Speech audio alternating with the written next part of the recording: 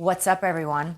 This is Goldilocks, former TNA backstage interviewer, manager, and you're listening to TNA Cross the Line podcast. Thanks for being here. TNA Wrestling, Cross the Line.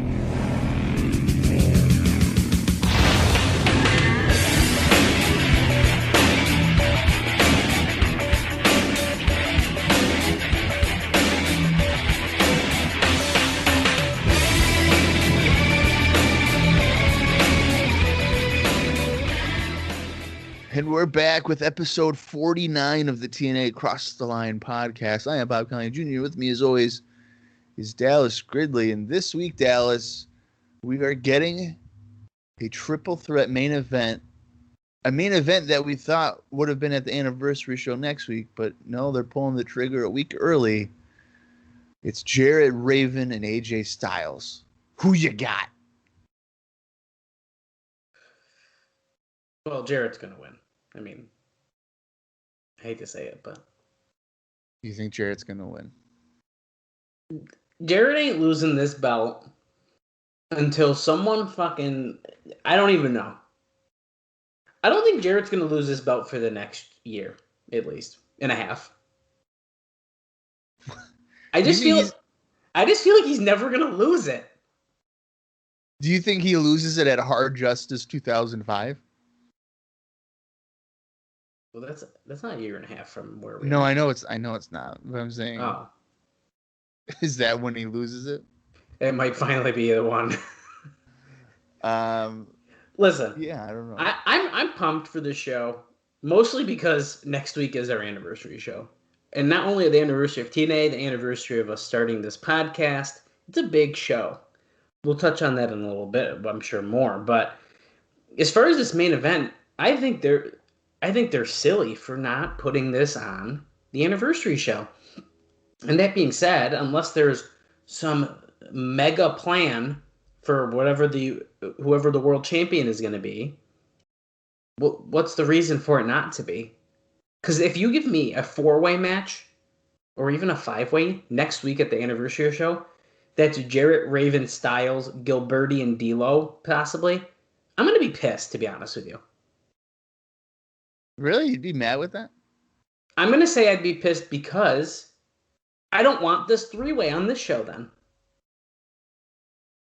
Okay. Because I feel like that's almost too similar. We just got Gilberti, Jarrett. Now we're getting Jarrett, Raven, Styles. We've seen who Jarrett fight Raven and Jarrett fight Styles and Jarrett fight D'Lo too. So if we didn't do this 3-way, I might not be as mad. But I don't think I hate it because at least all 5 of them are kind of tied together. I mean, I think realistically it makes sense. And who knows? That might happen. And I've said this before, if you're a new listener, I have no fucking idea what happens at the anniversary show, at least for the most part. I've seen it at some point. I remember like one thing. So, and apparently, was it last week or the week before? I thought something that happened at the second anniversary show was on the first, like a dumbass. So I really don't know what's going to happen. But yeah, like that all being said, unless they're bringing out in an outside challenger for the world heavyweight title. I guess realistically, if it's not this triple threat match, it's got to be some kind of multi-man match, including some kind of mixture of those 5 guys.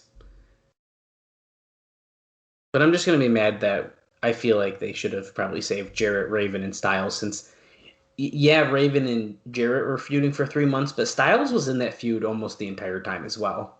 So it's almost like this is a match we've been talking about it ourselves the whole time. Yeah, we have. But, the more that I've thought about it, I think the more that I kind of dislike it. Just in the sense of AJ's kind of really just thrown in. Because he had been teaming with D'Lo for 5 weeks. He wins a number 1 contender match against D'Lo. And then it's like, okay, now you're in the mix for the world title. So it's just kind of like, oh, hey, we have this strong feud with Jarrett and Raven. Well, we don't really got anything for AJ or D'Lo, so let's just have AJ win and then continue it there. Well, unfortunately, yeah. I mean, it's a little too late in this case because yeah, I mean, Styles has been doing a lot of the tag stuff, and yeah, D'Lo and him, their ultimate goal was to become the NWA World Heavyweight Champion, but Styles' steam has significantly gone down as far as a challenger for the heavyweight title, and really that stopped after he lost to Jarrett because then he transitioned into the feud with Gilberti, I believe, is if I'm remembering correctly how that went. Yeah. I think I'm just trying to think. A triple threat match would have been really good in like March. Yeah, I mean, if I'm remembering correctly, that's because I remember there was like it was I don't remember what show, but once I think it was March where they did a ladder match with Raven and Styles, didn't they? oh, is that when it was? So that's what I was I think getting at. so. Though Yeah. is when like Raven and Styles started fighting. It was also around the time that Styles fought Jarrett and Raven was eventually Right. going to fight Jarrett. So it was all within like that like month time where it was like, oh my God, we need this triple threat match. And Yeah, yeah, I think it was mid February that Styles fought Jarrett, and then it was yeah, it was Styles Jarrett on like February 19th or something like that. And then for like a month it was AJ Raven. I think that was the focus of it. And I think I would have just had yeah. a triple threat then. Well, listen, all I'm saying is this is why I'm glad I have my friend Bob Colling Jr. on this podcast. February 19th, I'm pretty sure what you just said, Jarrett and Styles had their title match. I mean, this Bob is a wrestling encyclopedia because I would have not remembered that date for the life of me. That was the luck of the draw. Hey, I'll take it, I man. was battling And between the 12th and 19th, and I settled on 19. and then it looks like yeah, March 12th, Raven and Styles had a number one contendership match. This doesn't look to be that ladder match though. At least it's not listed as that. I can't remember. I'm clicking. That was a pay-per-view 36 for reference. That Styles Raven one. Well, they had a draw first, didn't they? And then they did a Oh, ladder yes. match. So it must be. Hold on. Yeah, you're right. So in that case, yeah, here we go. So then it's March 19th, which is pay-per-view 37, Raven Styles ladder match. Yes, you were correct about that. So Yeah, yeah. they did one of their favorite like double pin bullshit that we've seen. Like they did like back to back weeks, almost the same identical thing, like two referees, and like, oh, what happened? Oh man, just look thinking back, dude. March, this was such a good time. We had the NWA's Next Generation fighting Dusty, Jarrett, and D'Lo. Oh god. Trinity was like hot. She wasn't like messing up all of her That spots. was in D'Lo was there in March. Yeah. I think thought his title match was in April. that's his first match, I think, if I'm remembering correctly. The 6-man tag, wasn't I it? think you're right. Yeah, I'm thinking he came in on like April 2nd, but that's when he had his title match. Yeah, and this was when Jerry Lynn and Konnan were like deep in the thing, or actually it was really close to the end because this is when Konnan and Hoovy fought Jason Cross and Jerry Lynn. You know, it was simpler times, Bob. Now we got fucking Anarchy Alliance tournaments, Hard 10 tournaments. You name it, we got it. We love our tournaments here. I like a tournament that means something, and unfortunately, that rarely seems to happen. For the tournaments? Yeah, like the one we have right now, like okay, they get a tag team title shot, but it's what Battle Bowl. I don't want to see Battle Bowl. I hate Battle Bowl, and this is kind of what it is. If you really wanted to do this tag team title or tag team number one contender tournament, use the real tag teams you got, and then bring in a couple surprise tag teams. Right. Oh, I'd still maybe huff about it a little because it's a tag team tournament, but the mixing up partners and no. And as we've said before, the Hard 10 tournament is literally the Duck Cup with like simpler rules. And that's what it is. And so that one really, the Hard 10 tournament really makes me upset because it's just kind of like silly. I hate the Anarchy Alliance more because as we'll be seeing here tonight, or I guess if you're listening this morning, the the finals for that to determine the number one contender to the tag titles is America's Most Wanted against the team of David Young and Tracy. And I'll be honest, I'm terrified. I'm a little nervous that America's Most Wanted's not going to win and face Triple X like I'm hoping. Dude, if they were to lose, can you imagine James Storm's entrance for that? Well, I'll tell you what. I feel like we've been slacking a little on looking at his facials. We really got to pay attention on the show we're about to watch. Well, I think we kind of noticed last week when they won that he was upbeat. It's incredibly obvious, like how. Yeah, I think he's maybe fooled us like once or twice, but in general, we have been guessing for a while now. And if you don't get the joke, Eric Bischoff talks about it on his podcast that James Storm has a boo-boo face sometimes. And when he's scheduled to lose. When he's scheduled to lose. And in 2003, there was certainly times where you can tell. And we love it here. It's funny. That's good. That's good shit when you know about it, because that's like, if you don't know it, you're not looking for that. But I've never looked for it until I heard Bischoff say that. So now I look for it almost every time. Even on shows that I'm reviewing, I'm like, oh, James Storm ain't gonna win tonight. There you go. Now last week's show overall, not great. You gave it a thumbs down. I was thumbs in the middle, but I knew it was kind of bad. I was tilting down a little. So overall, not a great show. I think it literally pains you to say thumbs down. You find any reason to be like, you know what? I'm gonna give it thumbs in the middle. There was some good. The last 12 minutes were good. No, there was 12 minutes.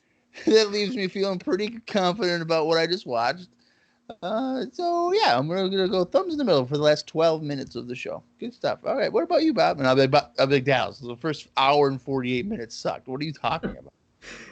Bob, that's not always true. Now listen, if a show's bad, I'm gonna admit it, and I've done it here. Now earlier on, about almost a year ago, there were a couple shows where you did kind of have to talk me down and be like, Dallas. I did. I for sure did. Dallas, that was not good. And I was like, yeah, okay, I guess. There was a couple times where you were trying to be like, oh, it's a one match. Like one match was good, so the whole show was good. And I'm like, that's not really how it works. Like WrestleMania 13 isn't a good show, but Brett and Steve Austin's like a fantastic match. But that doesn't make a fantastic show. Yeah, which I understand, but I don't know. I think if I'm remembering correctly, it was one of like the X Division matches that at the time were like the mind blowing, like holy shit, what am I watching kind of X Division matches. So I was pretty happy. I was riding that high for the entire 2 hours, even though really it was probably about 15 minutes at the most. Yeah, but it's okay. So as a little bit of a recap, last week we had a bunch of interesting stuff go down. We had a CM Punk, Frankie Kazarian, and Matt Striker with a Y defeating Damian Dothar, Johnny Swinger, and Kid Romeo in a 6-man X Division tag team match. That was, it was like, not bad. It was like, there was no reason for that to go like 11 minutes. No, it went 11 minutes and 9 seconds, which is much too long. Because unfortunately, it really wasn't a great X Division showcase. A couple people, like I do think Kazarian made a good debut there. It was his first match here in NWA-TNA. But needless to say, like Johnny Swinger is not an X Division guy, and this Damian Dothar guy is green as hell. Yeah, he was like a wannabe Shelton Benjamin type of guy. Yeah, just from a looks perspective. It wasn't working. Sonny Siaki was in a Hard 10 tournament quarterfinal match, and he had a surprise opponent, which ended up being the Vampire Warrior, otherwise known as Gangrel. Did he come out to the New Church stuff or no? I don't believe he did. I was trying to listen as he came out. I noted last week, I think our audio on our video here was a little weird, so it was kind of hard to hear certain things, but I don't think he did, to my knowledge. I didn't think he did either. He'd be a prime candidate to be part of that thing full time. Oh, for sure. I would rather have Vampire Warrior Devin Storm over like Brian Lee. I'd keep Slash, but you could probably get rid of Brian Lee. See, and Mike Awesome for that matter. I've gotten used to Brian Lee, but I get what you're getting out of there, for sure. David Young and Tracy defeated Ron Killings, who was by himself in an Anarchy Alliance tournament semifinal match, because His partner, Don Harris, quote, doesn't want to team with those kind of people.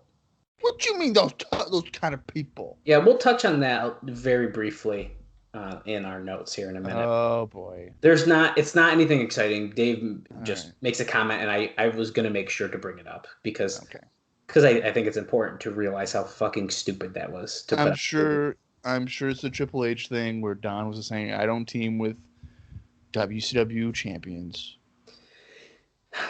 Even though Ron Killings never was a WCW champion, but that's okay. He doesn't want to team with anyone who has ever had a championship because him and his brother probably shouldn't ever have a title ever.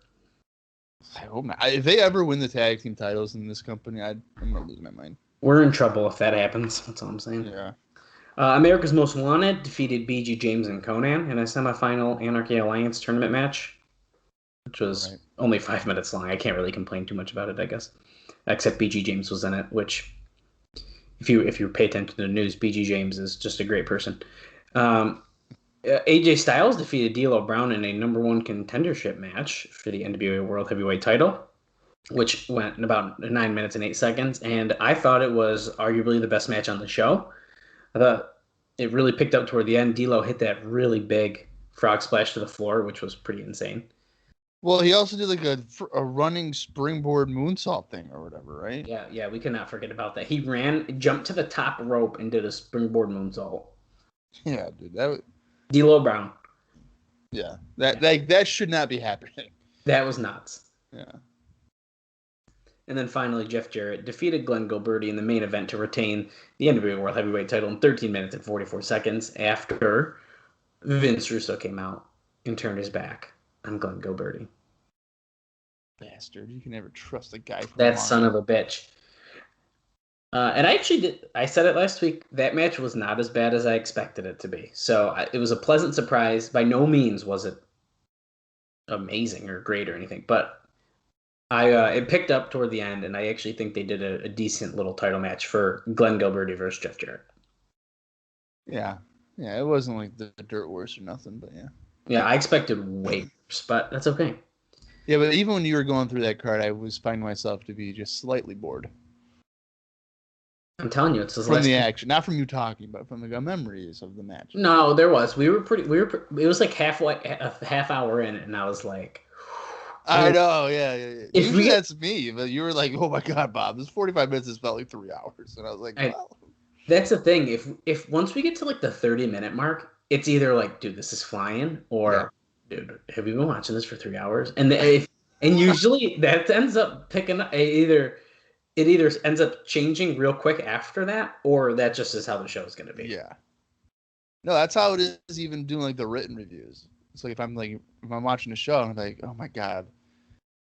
I've been watching this for 4 hours, and I'll look at the time, and it's like 13 minutes. I'm like, oh my fucking god! I'm not even through the first match yet. What are you talking? I'm telling. There's a show in 2004. I think it's in February. It's one of their X Cup matches or shows. It's freaking like Team England against Team Japan, and I don't want to do a podcast on it, but I know you're going to force me to do it. Because you're a completist, and there's literally nothing about storylines on it. I think it's gonna be a really great time. Oh, hey, if it gets real bad and it starts lasting for too long, and it's like, hey, we're going week 3 and there's nothing to talk about, then you know what? Maybe we'll have to call an audible and try to get our buddy from Mycopod over for an episode, and he can deal with it with us. That might be fun. Oh, he'd hate us. Well, don't tell him. No, I know, but then he'll hate us. He hates us anyways. Yeah, he probably does. No, he definitely does. Yeah.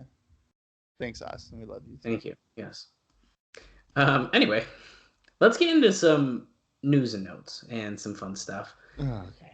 I mean, there's not as much fun stuff as last week, but there's a lot less of it. So last week was like a script that you would have on Days of Our Lives. Dude, there's backstabbing, betrayals. It's like what drama. People no-showing. We don't want to work with them. Yeah. We're on Team Russo. We're on Team Jarrett. Last week's episode, if you missed it, the first we talked for probably, it had to have been close to an hour and a half before we started the show. There was so much dirt. Yeah. It was insane. It was nuts. This week we're calmed down a little bit, which is shocking because next week is our anniversary show, Pay-Per-View 50. So I'm surprised we don't have a lot more, but I bet you there's going to be some drama from backstage at that show. I don't know. I don't know. I'm just guessing because when you have a big show, the tensions are always high. It's just what happens. Maybe it'll just be like the perfect show and nothing bad happens.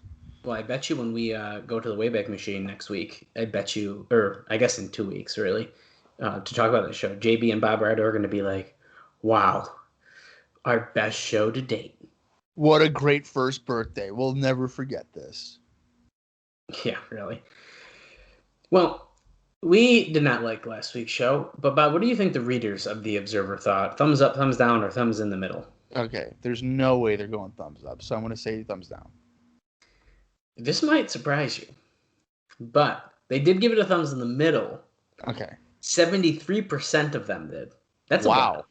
That's a lot. Wow. And only 5.4% gave it a thumbs down. And 21.6% gave it a thumbs up. So the big majority were in the middle, which I can see why. That's kind of where I was at. Now, starts to get where it's a little weird. What do you think got voted the best match on the show? Styles D'Lo. Nope. See, the way that you set that up, I knew that probably wasn't what it was. No, I need to stop doing that so much. What is it? The 6-man X Division match? Yeah, what? Man. Yeah, says that was D'Lo and Brown got second. Or Jesus Christ, D'Lo and Brown. AJ and Styles. AJ Styles and D'Lo Brown got second place there. What do you think got voted the worst match? Young and Tracy against Ron Killings. Yeah, it did. And then in second place was Sisiaki and Vampire Warrior, which I could understand that. I feel like anytime David Young is wrestling on a show, he's going to get voted worst match. So yeah, that's kind of disappointing. Yeah. Now, Dave added to this in the poll here that says, with just 1 week before the anniversary show, there was nothing clear regarding the main event. The original plan was a 3-way with Jeff Jarrett versus Glenn Gilberti versus Raven. In that booking scheme, the idea was that there would be a 3-way on the June 11th show, which we're about to watch today, with Raven versus Gilberti versus Styles to determine the top contender for Jarrett on the June 18th anniversary show. But on June 4th, which was last week's show, at a booking meeting before the show, they decided to change it to a 3-way with Jarrett versus Styles, who, of course, beat D'Lo to earn that shot, versus Raven for the title. And he says that the June 4th was a better show than in recent weeks, but the Gilberti as a challenger deal seemed to flop. Our response was at the same level, even though in the past, the NWA title matches have always increased responses, particularly the last time, which usually coincides with buy rate increases and decreases. Yeah, all of that makes sense. Gilberti definitely flopped in that challenger role. Yeah. So. And I think I think I said it before, I think they did the best they could with what they were doing, but it just wasn't the right guy to be building up a match for, I don't think.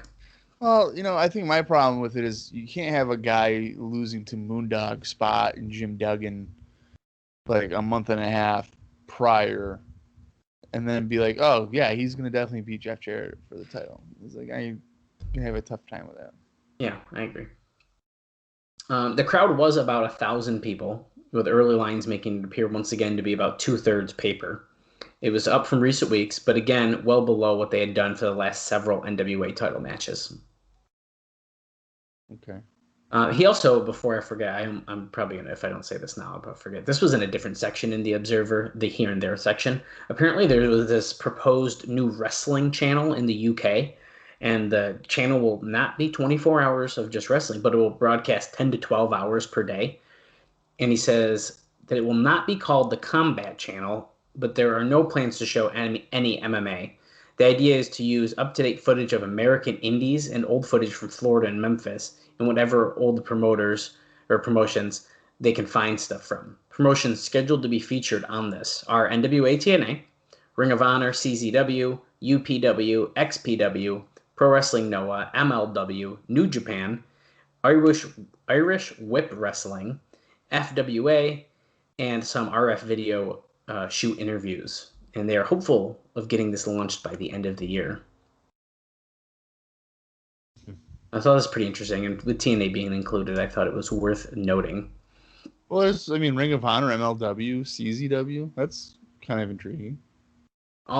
If we had a TV channel right now, I'm not talking about these paid subscriptions. Before anyone tries to say this, Pluto TV, dude.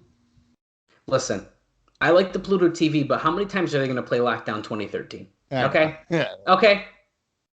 I'm just saying. One night only, hardcore justice or whatever they do. Joker's Wild.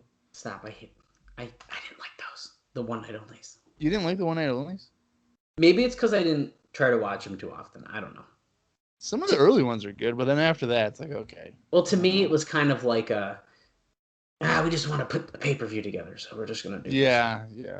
And like to me, like that wasn't intriguing enough to be like, oh, I should watch that. But really, if you go back and look, they brought in a bunch. They bring in indie guys on a lot of those. Yeah. And like do cool stuff. So realistically, I should probably get my shit together and try to watch some of them because I'm sure there is some good shit. But I think from a work rate standpoint, though, they're pretty bad because they would tape like 4 of them in one day. So it's like, here comes Tommy Dreamer wrestling his 5th street fight tonight. No, he doesn't do street fights anymore. They call them like old school rules. Ugh. Like shit like that. Oh, don't give me. Listen, I like Dreamer and all, but we gotta stop. Anyways, let's talk about some stuff that Dave pointed out from last week's show. I think his comments. This is one of his best. I think breakdowns of the show. And now I'm not reading the whole thing. There's just way too much.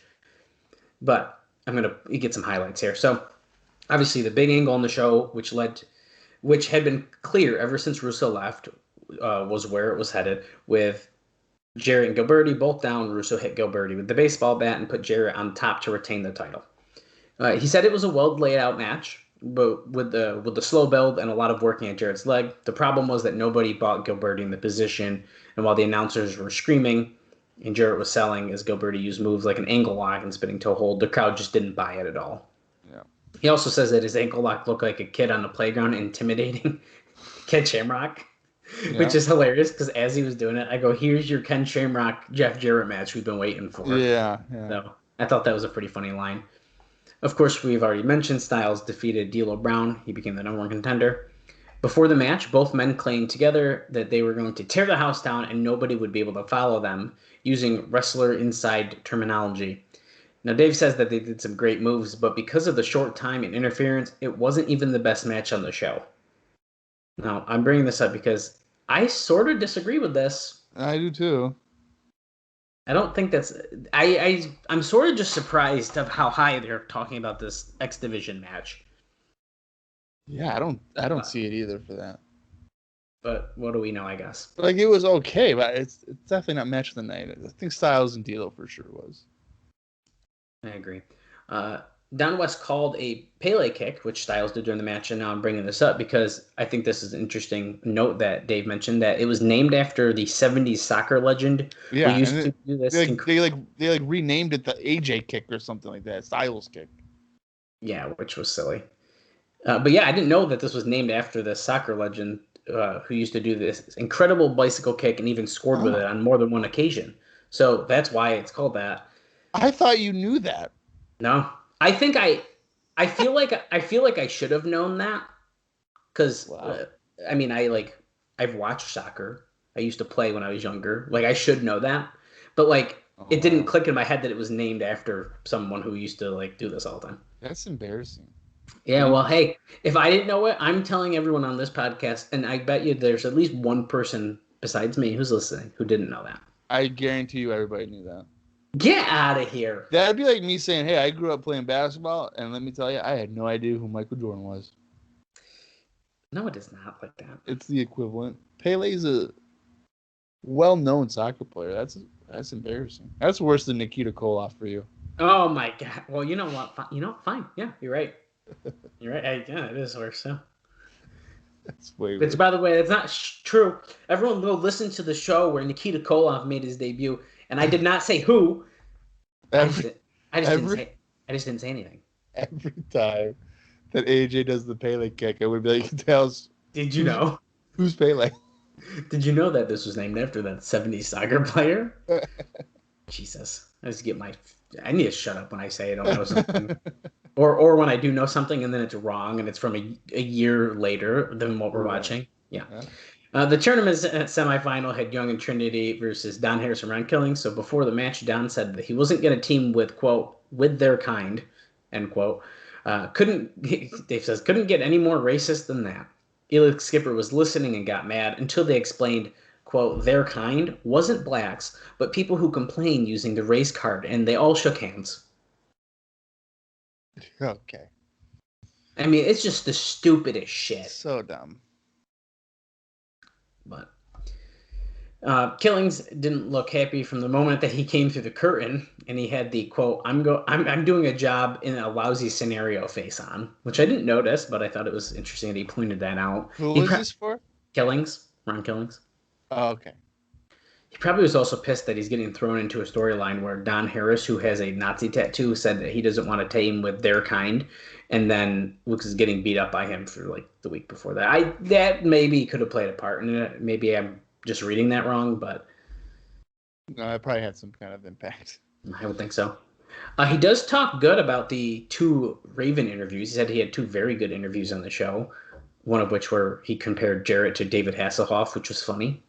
Yeah. Which we were saying like, wow, Raven's getting 2 interviews, but they were good for what they were, but we did get 2 of them. Now, he did have a sit down with Mike Tenay, which Dave says was funny, if only because there was a OneWrestling.com article which claimed that Raven was politicking to get Tenay fired as an announcer.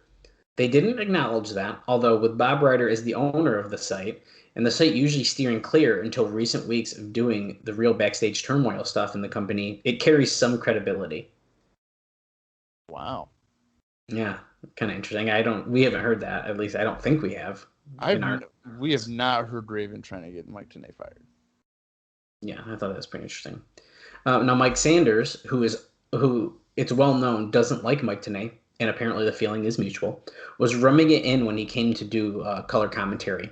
Now, this kind of ties back into I didn't hear a lot of what was going on, especially when Mike Sanders talks. I do tend to tone it out anyways, but yeah. The segment went fine, with both bringing up the first time the success of the buy rate on the April 30th show. This was largely a wing it segment that had no purpose because Just Incredible was scheduled to be the guest, but he canceled right before the show, saying there was a family illness. This also took Jerry Lynn off the show since his participation was going to be to further his angle with Just Incredible. Huh. A family illness. Yeah.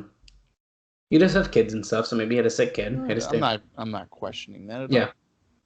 But last time that there was any kind of personal reasons or something, it was suggested that it was because of drugs with James Storm. We did read that last week. Just saying. Just saying. Not accusing anyone, but just saying that's what they were trying to make us think that James Storm was a drug addict. Yep. But anyway, they did an angle with Eric Watts. We cannot forget about this, where to get him over to the live crowd. Which was subject to a lot of backstage snickering. So we know that the angle was, Goldilocks it started backstage. Goldilocks dumping Watts. Goldilocks did an interview with Kid Kash and Trinity. He says, Dave says, since Trinity can't talk, or wrestle a match, and he shits on her a little bit, that Goldilocks did the talking for her. He talks up Kash as an awesome heel. In the women beating role, even though sometimes it gets to where it's not fun to watch, which I think we can all agree on, that it definitely gets uncomfortable. But he is a good ass heel. And then we went on. We talked about it all last week. We won't need to go through every moment of the segment, but the whole thing is Watts made the save. He got the big pop from the crowd. Now the backstage talk was that Jarrett didn't think Watts was doing well, but he's part of the Atlanta clique who all come in together. So Russo booked him in an angle that would have gotten the crowd to pop for just about anyone. It is known that a lot of people in the company don't think Watts offers anything. Well, that's a relief that at least people are seeing, like even people in the company think that. Well, I have a feeling that's why he mostly is wrestling on Explosion. And he's more or less a personality and a character on the pay-per-views. And honestly, I can deal with it like that. Like, I don't need to see Eric Watts wrestling a match. No. No, I would rather not watch an Eric Watts match. If I could avoid that, that'd be good. Yeah, that'd be great. The show opened with a strong debut of Kazarian, Stryker, and Dothart, however you say his name. He talks really highly of Kazarian, saying that he thinks they're building a match between him and Chris Sabin for the X Division title. And apparently this Dothart, or however you say his name, the Damien kid, he said, who Dave says he's never heard about before, was from Dusty Rhodes' school. But he does say how green he was compared to everyone else in that match. And I only got 2 more notes. And then we'll step into the Wayback Machine a little bit. I told you it was going to be a short one this week, guys. Yeah, this is way quicker. Yeah, it's nice. You guys don't have to hear me talk as long. Those close to the situation claim that it was Raven's idea for the red push on the show that Sean Waltman no-showed, that he suggested to Jarrett, and Jarrett went for it. So and they've done nothing with it since because he hasn't been there. Yeah, because he's been in Japan. Right. Yeah. And finally, my last note from The Observer is that Joe E. Legend should be starting in a few weeks after the strong impression he made on the WWA tour. I don't really know who he is. I tried to look him up, and I still didn't know who he is. Well, this is a fun fact about Joe E. Legend. If you've watched WWF circa 2000, 2001, he was the character of Just Joe. Yeah, you don't know Just Joe? No, I did. I saw that in my research, but it meant nothing to me. And it looked like he was there such a short time that it was kind of like, oh, okay. Yeah, it was very brief. But so Just Joe was a character where he would be like a backstage guy, not like an interviewer, but like, I don't know, a backstage worker, I guess. I don't know. And he would just kind of spread rumors and cause fights. So I think a lot of his appearances were like on Sunday Night Heat. Okay. So let's say, D'Lo Brown was wrestling Perry Saturn or something, right? He'd go up to Perry Saturn earlier in the show and be like, "Hey, Perry, what's going on?" And Perry'd be like, "Oh, what are you looking at?" And then Just Joe would be like, "Well, it's funny you mentioned what are you looking at because D'Lo Brown was making fun of your lazy eye." And he'd be like, "What? I don't have a lazy eye." And he'd be like, "Oh, hey, I'm just Joe, and I'm just telling you what I heard." So then that would cause a fight for that show. He was basically just a shit stirrer. It seems pretty interesting, I guess. Okay. Yeah. So he didn't necessarily do in-ring work. He was more or less... I think he wrestled a couple of times. Okay. But I definitely don't remember any of his matches. Fair enough. Well, we might see him here at NWA-TNA soon. We'll see how that goes. But, yeah, me too. But until we get there, whenever that day may come, let's step into the Wayback Machine. We're going to go to NWATNA.com. As we do, we take a look at From the Inside with Jeremy Borash and Notes from Backstage by Bob Ryder. So first off, with From the Inside with Jeremy Borash, this is from June 6th, 2003, which is generally posted on the Friday before the show we are about to watch. And he talks up about the anniversary show and Vince Russo turning on Glenn Gilberti and blah, blah, blah. I'm skipping all that. I'm trying to get to the stuff that has some, substance. Because a lot of it... The meat and potatoes. Yeah, I don't want to know about his top 5 songs. I'm not reading you those. Because he writes a paragraph about each one. I'm not reading it. Oh, that's funny. So if you want to do it, go to the Wayback Machine. Go to June 6th, 2003. And then you can read it. But joining TNA is former WWE, WCW writer-producer Bill Banks. Banks is another workhorse who will certainly help in TNA land. I don't remember him ever being a fucking writer or producer. Yeah, I believe we talked about this rumor last week, but yeah, I thought JB is saying it here, so. I thought he was just like an executive guy. Because, doesn't Bischoff say he reported to him? I think he did say that before, yeah. Unless I'm not remembering correctly, but Maybe we need to. I wonder what Bill Banks' like greatest angle was that he ever came up with, because I don't think it's anything, because he never did that stuff. Like, if you type in Bill Banks WCW, one of the first things that pops up is Bruce Pritchard shoots on Bill Banks in TNA. I'll be watching that later. And apparently look at this. Bill Banks, the man responsible for TNA's terrible website. I got to do some digging on this Bill Banks guy. Wait a minute. This is from four. I'm going to read this. This is from 4 years ago, our time now. It's on Reddit in the subreddit Squared Circle. And it's titled, Bill Banks, the man responsible for TNA's terrible website and Russo's bitch boy gone from the company. And it says, from PW Insider. Also leaving the company is longtime employee Bill Banks, who worked in WWE and WCW creative before working in a number of different positions for TNA, and we're told Banks' departure is not a result of the company changes, but a decision to return home to the Northeast and start a new chapter in his life. And people are saying, oh, he tried to position himself as TNA's backstage equivalent to Jim Ross, and he failed. So apparently people don't like him. Yeah, I mean... So there we go. People said return home to the Northeast, a.k.a. fired. Right. He goes, oh, great. I hope someone picks up the guy that made Global Force Wrestling's website. That is true forward thinking. Anyways. Well, so that's crazy that he's in TNA right now, like in 2003. And then if Bruce Pritchard's shooting on him, then that means he's there for at least 10 years, right? Yeah, well, apparently he only left 4 years ago. So what's that? 2018? 2017? 2017-ish? Yeah. I mean... Wow. It's pretty interesting.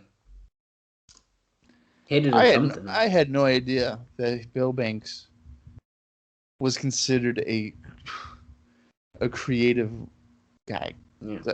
I always thought he was just an executive. Well, we learn something new every day on this podcast. Every week. That might be a question for Bischoff. We're gonna have to ask him. What the fuck did Bill Banks actually do? What was Bill Banks' role? Tell us right now. We need to know. I like that. I'm gonna do that at the next Ask Eric. The main event for the TNA 1 year anniversary show has not yet been announced, but the rumors I'm hearing are quite exciting. Much of it will be based on what happens this Wednesday night. Wish I could say more. And I'm reading this right now because we're literally 1 fucking week away from one of their biggest shows ever, and they're still not telling us nothing. Just saying. As they should. As they should. You got to advertise something. Oh. Get out of here. He says look for Frankie Kazarian to become a TNA X Division mainstay. So they're really high on Kazarian's performance. Mm-hmm. Which is good. I got to scroll down past his 5 song paragraphs here. He talks about that it was good to see David Heath again, Vampire Warrior, and says that he'd love to see cameras in David Heath and Luna Vachon's household. I'm not reading the whole thing, but I think that's kind of hilarious. He would want to have cameras in their house? Yeah, because he says that it would be like the Osbournes, and that it'd be like this crazy thing, because it's Luna Vachon and David Heath. According to reports recently, all you have to do would get with the Velveteen Dream, and maybe he'll put a camera. Oh my God. Oh no. So speaking of Bill Banks, though, so I went on to Twitter. I searched him on Twitter, and there is a Bill Banks, and his @ is at TNA Wrestling. That's pretty funny. So what if this was actually Bill Banks, and he made his name at TNA Wrestling with the goal of TNA Wrestling having to pay him for it? I bet you he did. I would do that. Just to add on to your little joke, apparently Randy Savage could have also helped out with putting cameras in houses, but... Yeah. No, you're right. But we all learn things that we wish we didn't, and that's just the way that it is. So Jeff Jarrett and Glenn Gilberti had a very solid main event, as have come to be the norm with the NWA World Title matches. While Jarrett certainly has his fans and his detractors, the bottom line is that Jarrett always delivers a solid match in TNA. The dynamics of this 3-way dance will make for a great main event. Who is this? This is Jeremy Borash, and I purposely read that to hear you huff at it, to be honest with you. Yeah. Well, that's good. Because Appreciate that. the Jarrett always delivers a solid match. Well, at least he said solid. And he didn't say like, "Oh man, every match is match of the year candidate." He could have gone way worse with it. I feel like solid is a compliment, but also kind of a diss. It can certainly be taken that way because you're not saying it's good. You're like it's solid. It's there. Yeah, it's solid. Yeah, it happened.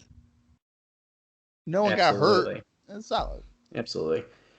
We know that Tracy and David Young are going to be facing America's Most Wanted tonight in the finals for the Asylum Alliance tournament. Of course, we also know that they'll be facing whoever wins is going to face Triple X at the anniversary show. So we'll at least know one match after tonight, which is going to be great. So right. he makes sure that is well announced out there for that. So he says, speaking of which, orders have come in from 25 plus different states, and fans from Japan are even making the trip to the Asylum for the TNA 1-year anniversary show. If you are thinking of flying in for the event, Borash's travel tip number 1 is to use the very inexpensive Southwest Airlines to fly to Nashville and get your tickets ASAP for this event on PayPal. Gold Circle ringside seats are already sold out, but there are seats available. There are still seats available to reserve. It will be a great night.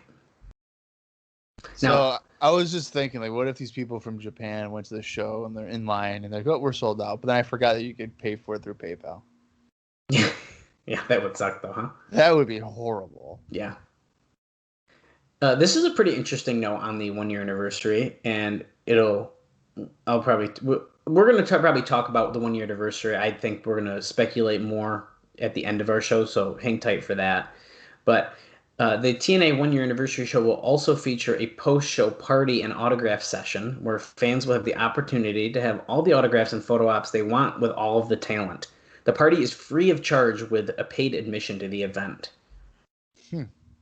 I think that's a pretty cool perk to try to get people to, for one, pay to get a ticket to the event. I would have been all over that. Oh, I know. You even if it's after the show, you still would be like, "Bob, we got to go there at 4." Oh my God. I'd be like, "I'd be Dallas. It's after the show. Like, it doesn't matter. We got to get there at 4. I know. Wait in line for 3.5 hours. Oh and then we'll watch the show. And then we'll stay again for probably 2 hours afterwards. I can get all the pictures and autographs that I want." Okay. I know my buddy Austin would do it with me, so whatever.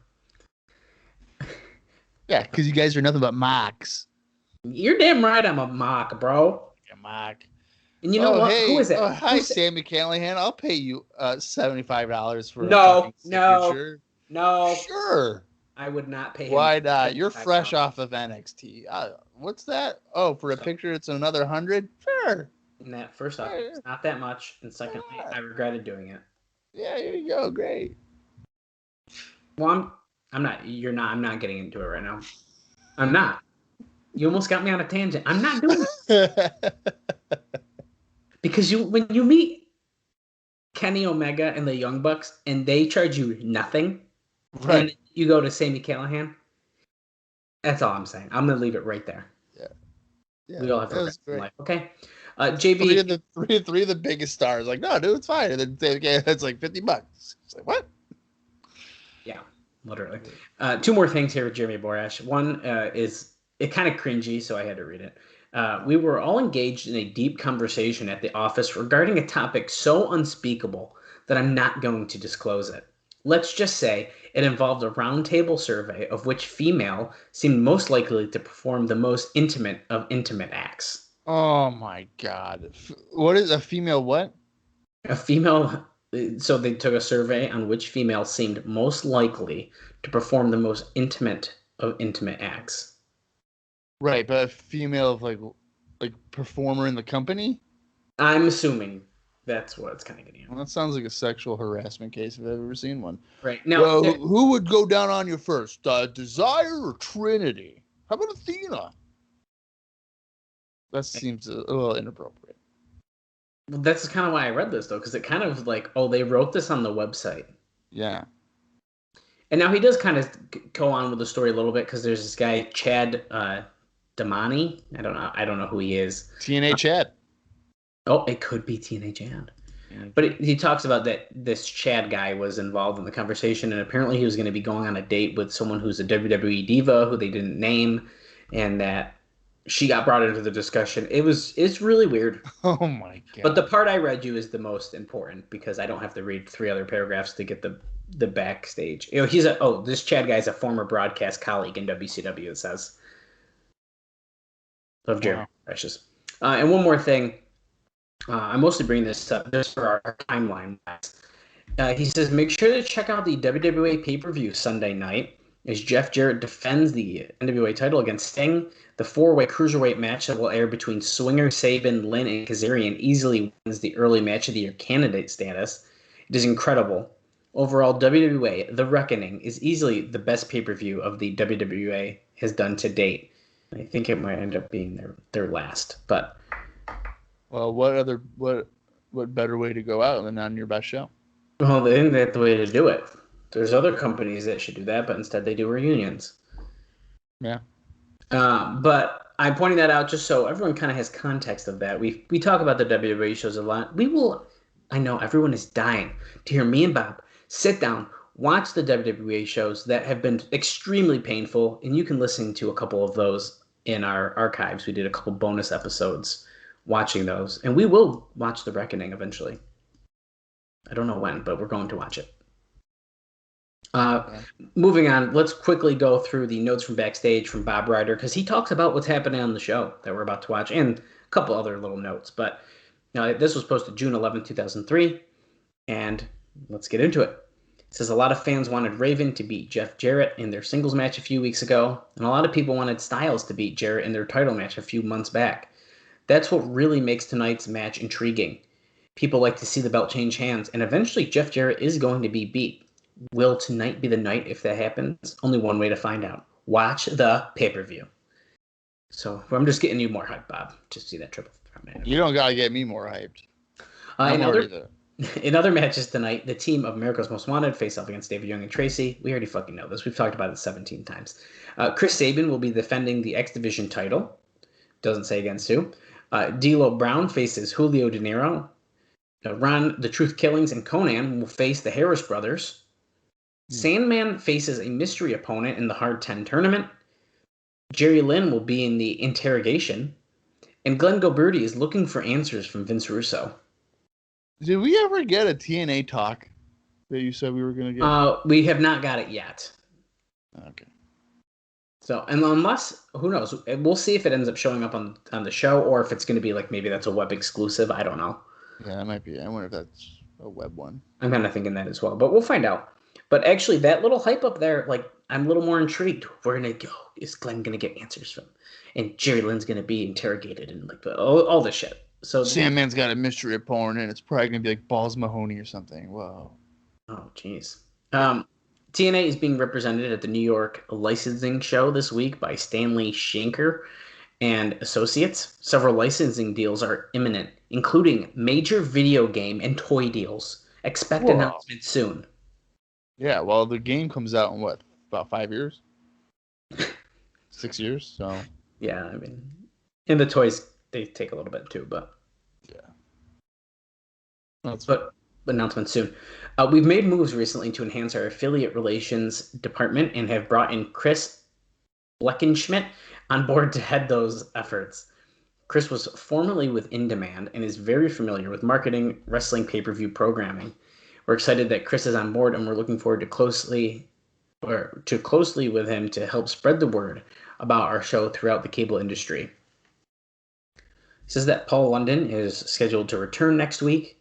London has been touring Japan recently, and we're looking forward to getting him back. He's got a great future ahead of him, and hopefully you'll be seeing a lot of him on TNA programming. And honestly, we've already seen more of him than I expected to. So yeah, I mean he signs with WWE like pretty soon. So I don't know how much we're going to see more, but yeah, I don't know how much more. Apparently, Shark Boy and New Jack are both scheduled for tonight's show. I wonder what game they'll play this time. I'm gonna say they will play Operation. Ooh, that's a good guess. I'm gonna say, since you're guessing, I'm gonna guess they're gonna play Connect 4. Wow. Okay. I'm telling you, shit gets hot during Connect 4. He said that we've seen some new talent recently on our show, and I'm particularly impressed with the performance of CM Punk and Matt Striker. One of the toughest things for a newcomer to do is get a reaction from the crowd. Both of these guys did it. With Punk getting loud Pepsi chants, because he's got the tattoo of the Pepsi logo on his arm, and this is hilarious, and Striker receiving unibrow chants. See? While the unibrow chant isn't necessarily a flattering one, it was a reaction and that's important. If I was Striker, I'd probably get a magic marker and fill in the brow even more. Why not? Embrace it. Right? We've been talking about the anniversary show and party for a few weeks, but now we're only 1 week away. Next Wednesday will be a special celebration of something few people thought would ever happen.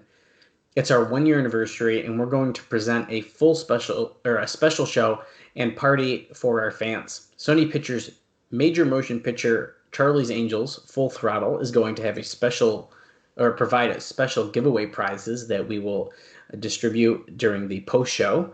We'll have an anniversary cake, and fans will have a chance to celebrate with and get autographs from stars of TNA. A limited number of ringside tickets remain. We got some positive news here. Styles, D'Lo, and Chris Sabin have all signed new contracts this week with TNA. How many new contracts has AJ Styles signed in a year? Oh, he signed at least 2. Yeah. It's been a year. How many times do they do like 6 months or something? I bet you it is. They must. I got 2 more things, and that's it.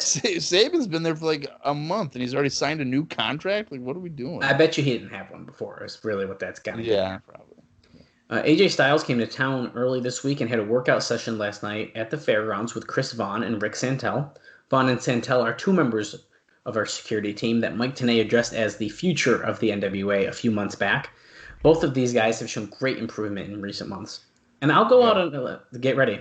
I'll go out on a limb right now and predict that Chris Vaughn is going to be a big star in this business one day. Santel has a tremendous work ethic and is gaining more confident every time he steps in the ring. Both guys work locally on Burt Prentice's Saturday night shows, and they spend as much time as they possibly can working out with people like AJ Styles, Jerry Lynn, Sonny Siaki, and Kid Kash. And, well, we can laugh about him saying that Chris Vaughn's going to be a big star, because I thought that was kind of funny, but my last note, and this is a big one. Bob doesn't even know what to say. I don't, because like Rick Santel doesn't do shit, and then Chris Vaughn I think has like 5 matches in TNA. Yeah, there you go. My last note. This is a big one, Bob. Happy birthday to Jerry Lynn. Hey! Woo-hoo! That's right, baby. That's all I have. It was fairly quicker than last week. So, Bob, what do you have for independent news before we switch over to talking about Explosion and then getting into this show? Not a whole lot. Only 4 guys did anything of note in the past week or so. Okay. So Chris Sabin, 3 guys. Chris Sabin wrestled on a AAWL TV taping on June 7th, and he defeated Jimmy Jacobs, the Milwaukee Crusher, and Playboy Wellington at the taping. They were all singles matches. Kid Kash defeated Shark Boy on May 31st for IWF. And lastly here, Raven, he defeated Balls Mahoney to win the USA Pro Heavyweight Championship on May 31st. And then he also defeated Din T. Moore on June 7th for NFW. Very nice. People got to start getting busier, guys. Come on. Yeah, get out there and work. Jeez. I feel like what tends to happen is like the people on the show aren't busy, and then the next time certain people show up, it's like, oh, let's catch up. And it's like, oh, they've been doing a lot of shit. Yeah, that's usually the trend. Which is fine. Well, let's quickly go over Explosion. It's actually a pretty good card. I think this is pretty good. I'm impressed with it. This is Explosion number 36, according to Cage Match, and it was taped on the same day that we're watching this show, June 11th, 2003, and it aired on June 15th, 2003. And it had the following matches. Jerry Lynn defeats Nate Webb, who I'm not super familiar with, but I just noticed he's wrestled quite a bit of places, and he even wrestles in Game Changer Wrestling current day. Yeah, Spider Nate Webb. He's I would say he's an entertaining guy. I feel like I know the name, but I'm not like picturing who it is. His entrance is to Teenage Dirtbag Baby, and it's the entire song. And at the end, he falls down in the mat. Oh, that's funny. So it's like a 4-minute entrance. Okay. Yeah. Mike Sanders and Sonny Siaki defeated CB Cage and Jason Knight. Desire was in action, and she defeated Mercedes Martinez. Oh. Which I thought was pretty interesting. I did not expect to see that name pop up there. Mercedes Martinez has been around forever. I don't know. I really didn't realize. Yeah, she's been around a long time. And finally, in the main event, Triple X, or Christopher Daniels and Elix Skipper, defeated Delirious and Matt Sydal. Oh, that's probably good. Yeah. And that's what we got. That's it. All right. Well, I guess it's time then to get into the June 11th weekly pay-per-view. If you want to watch along with us, as I adjust myself here in my... Not adjust myself, like grab my balls, like sit up a little bit. If you want to watch along, you can get on the Impact Plus app and do that. Again, it's not on Fight anymore, so don't even think about it. Or maybe it's in your own personal collection. That's cool, too. I'm going to count down from 5. When I say play, hit that good old-fashioned play button. And probably for the next hour and 52 minutes, we'll be watching some TNA wrestling, which would be almost until about 8:30 here as we record. So thanks a lot, Dallas. I'm going to be past my bedtime again. So here we go. 5, 4, 3, 2, 1, play. And now I have to check my Roku because it said it's overheating. So that's great. Okay, so Bob, you're going to do that as I watch the spinning logo. And then we're seeing Jeff Jarrett. Intently looking at me. Jesus. Jeff Jarrett in black and white. This is the promo that he cut on Ron Killings. Oh, okay, there's him winning the title. Okay, so I guess it makes sense, but... Showing Raven, Styles, Jarrett all on the screen. Oh, this is dramatic. A lot of stills. Oh, there's Bullet Bob, Styles. I deserve to be heavyweight champion. We're going to see major flashbacks, and I think this is kind of part of the problem that me and Bob were talking about. It's like, that's when Styles was kind of ready for it, and now it's not as much. And here's an interview with Raven from last week. She shows something from Styles from a few months ago, and Raven's from last week. I think it kind of says itself there.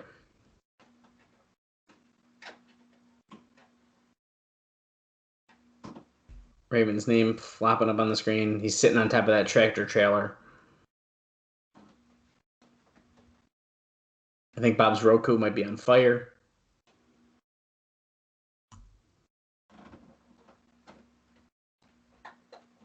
So now we're cutting to Raven talking in the ring too. I have a feeling this is going to be quite the video package here. So hopefully Bob comes back soon so I have something to talk about.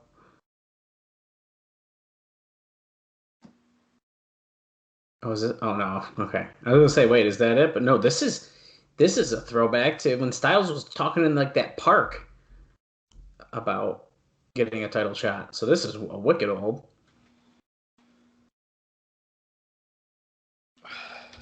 It looks like I've missed a whole lot. No, Bob. I was just talking to everyone here, and I was saying, like, we're getting, promos from Raven from last week, but ones from Styles from 2 months ago.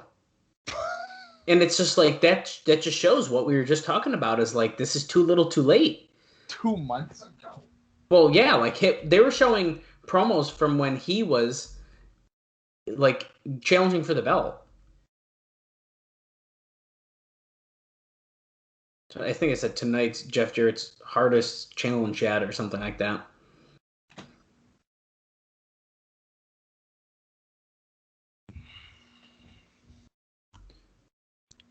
Like,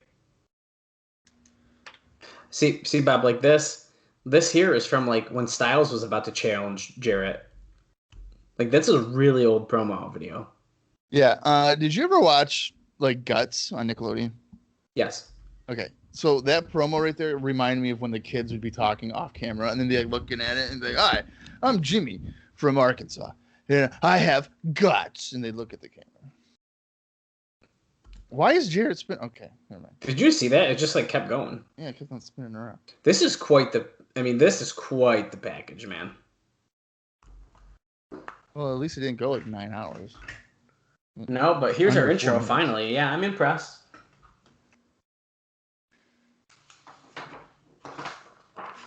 Da-na-na-na. Okay, Bob, how many people do you think are in the crowd before I forget to bring it up? 1,300. Wow, dude, you get really close every week. We're at 1,200. God damn it. I thought it was going to be more just because of the three-way.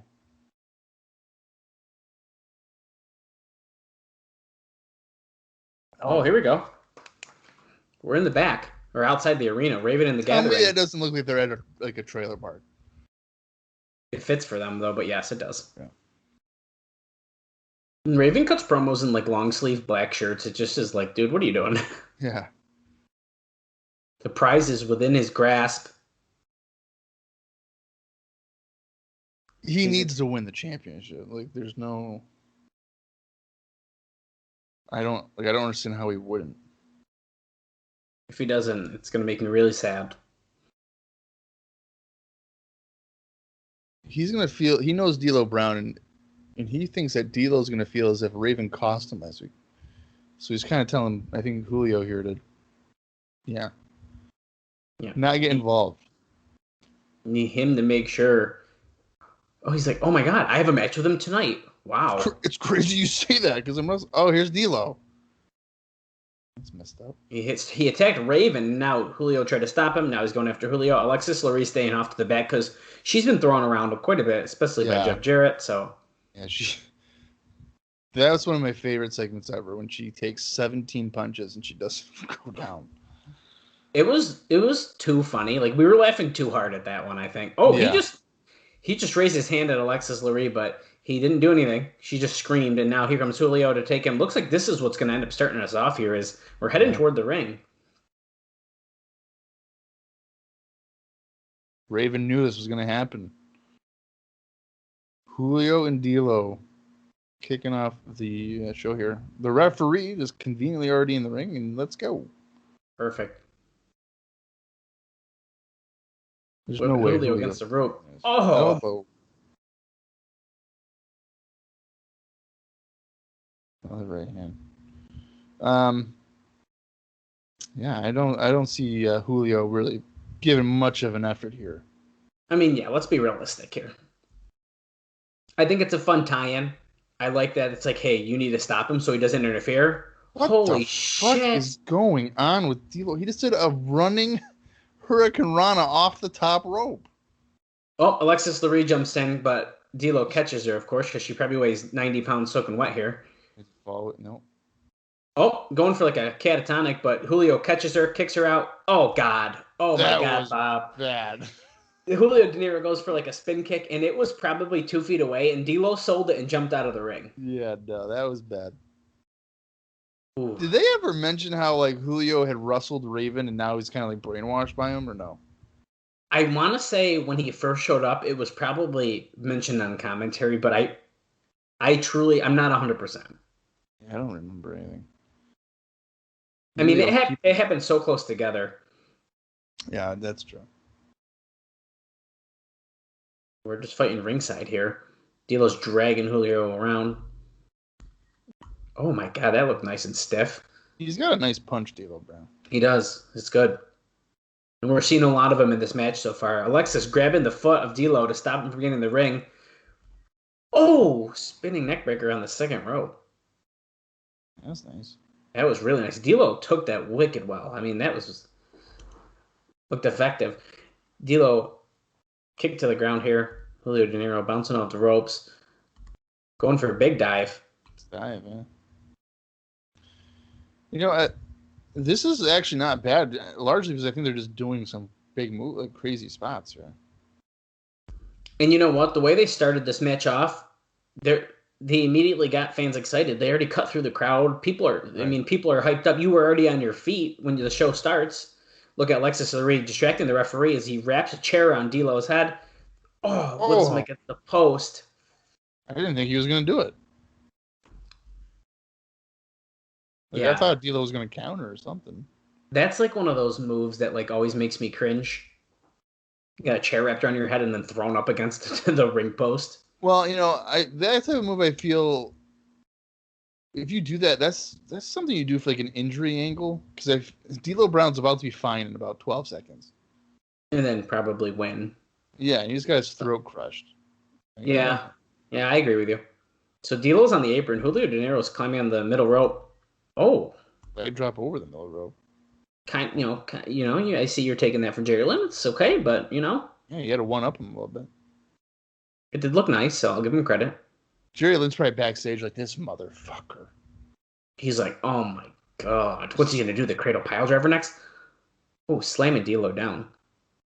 One for cover, kick out at 2. D'Lo's like, oh my fucking head, my throat's crushed. Julio's had better offense this time around than really any other time we've seen him. I was just thinking that, and I almost said it, and I was like, nah, Bob's gonna say something smarter to me. Like but I was thinking the same fisherman suplex for a 2 count. I mean, Julio was good in ECW. Like, I enjoyed him with Easy Money. So it has been a bit surprising to see him kind of handcuffed maybe. Yeah, well, when he fought Raven, his debut, it was kind of like, oh boy. Yeah, that was bad. Yeah, reverse DDT over his knee though. Yeah. Although this might be his first like match where he could actually kind of showcase himself a little, because I feel like a lot of them have been like, Clockwork Orange House, a fun match. Yeah. Lurie choking D'Lo over the rope after Julio just was, and now he's distracting the ref. She hops off, and he runs with one of my favorite moves, running over someone on the middle rope. That's right.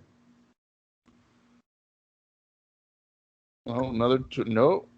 Oh, whoa! That was like a tornado DDT turned into a cutter. I like that. I thought D'Lo was reversing it. That's what I thought too. De Niro just kind of twisted around into that cutter. That was nice. Oh. This is definitely a good showcase for him. I feel like it's like he's not just hitting him giving with the trash him can. A lot. Yeah, he is. So I thought this was going to be like a 4-minute squash match for D'Lo, but it's the opposite. There we go. Top rope. As soon as I fucking say something. I know. Well, this might be D'Lo's comeback here.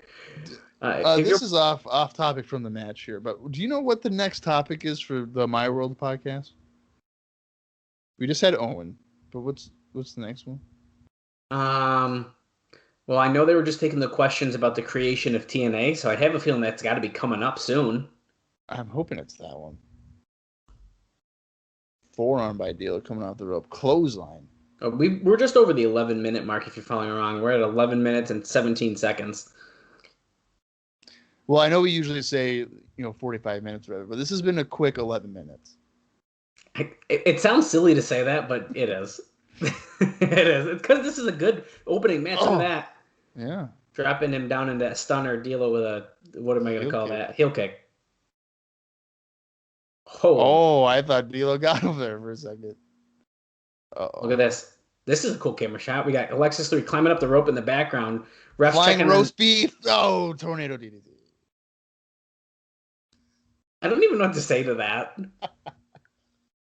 Well, if you've seen the pictures, you know what I'm talking about. No, Bob, no. I know I know what the joke was, but I didn't know how to react to it for in this case. Jesus Christ. D'Lo kicked out at 2. De Niro tries to Irish whip him, but he revs it. Oh, the lowdown. Oh, Sky High. He comes Damn it. It's the Sky High. It's the power. We never know the move. Damn, I was so confident, too. That was a good match. That was a really good opening match, yeah. I mean, for what we normally get, this is a great way to start the show. Good for D'Lo. He's turning around his TNA run here. Dude, between the match with Styles last week, the tag stuff he's been doing, and now this match with De Niro to open up the show. Yeah, he should have been doing this stuff first and then had the Jarrett match. Because when he had the Jarrett match, like the second match in, who cares? But after they're doing the teaming and that match, I think people would be more interested in it. Our fan, I said it last week, who said that he was next level on TNA, we didn't understand. We kind of talked trash a little bit about that. A little bit. We shit on him a little bit. And like now we're starting to get it, so we need to apologize. Yeah. Don West is back with his silky mustard shirt, so that's good. Dude, we had 1 week where he wore like a Hawaiian shirt, and I thought we were finally switching. Nope. What's he saying here? Kid Kash is in a handicap match against Eric Watts, against Trinity, and Goldilocks. A 3-on-1? That doesn't seem fair. It's not fair at all. Paul London. He's in London fulfilling commitments, so he'll be back next week. The NWA has mandated that Chris Sabin has an X Division title match, which we have read. Oh, but he gets to handpick his opponent. Oh, boy. And then we got the three-way match for the NWA heavyweight title. Well, if I was Sabin, I'd just pick one of my sex members and tell him to lay down. Right. Yeah, how does Vince Russo figure in this picture? The most interesting character on your TV show is the writer of it. Weird. Oh, we're going to take a look at the history of Vince Russo in NWA-TNA. Oh, great. November 20th, 2002. Oh, shit. Mr. Wrestling. Look how shitty everything looked. Yeah, it was not good. Whoa, dude. That's, I believe, when, Jarrett won the belt because Russo, well, we know it's Russo, Mr. Wrestling 3, or was he 4? Mr. Wrestling 4. Yeah. Hit Jarrett with, hit Killings with the, oh no, it is 3, and then we had 4, I think. Is it 3? Who are you?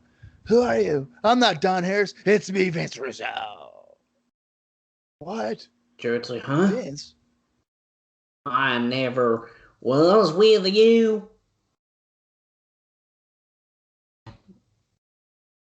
This is a nice little throwback. I wasn't looking to throw back this far. We already passed this.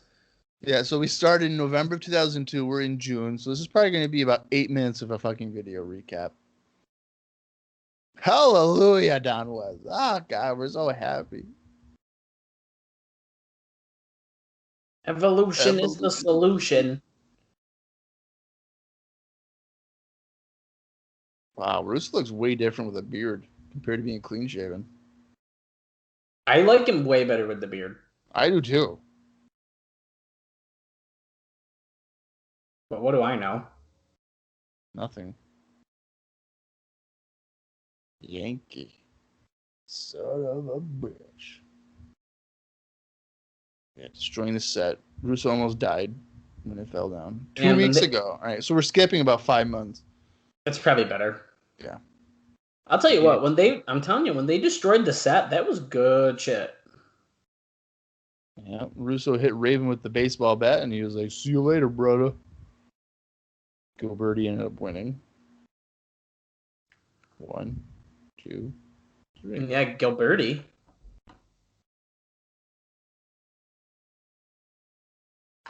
Such a dramatic look.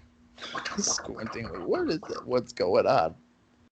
Giving everyone the finger. Bruce was like, yo, fuck you. Last week, baby. What happened last week? I don't even remember. Just kidding. We already talked about it.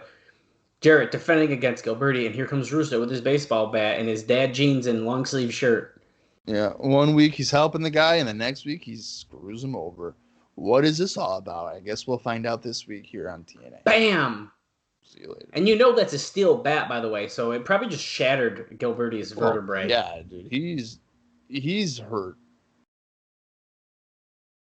Look how the ref was climbing over to try to get the look at the shoulders. As he was I know. He hopped on each count. Yeah. Look at him. Whose side is he on? He's just hitting everyone. He's like, go fuck the world, baby. He's the new Sting. The new Sting. Tanae's in the ring here. Ladies and gentlemen, at this point in time, I want to introduce to you. Uh-oh.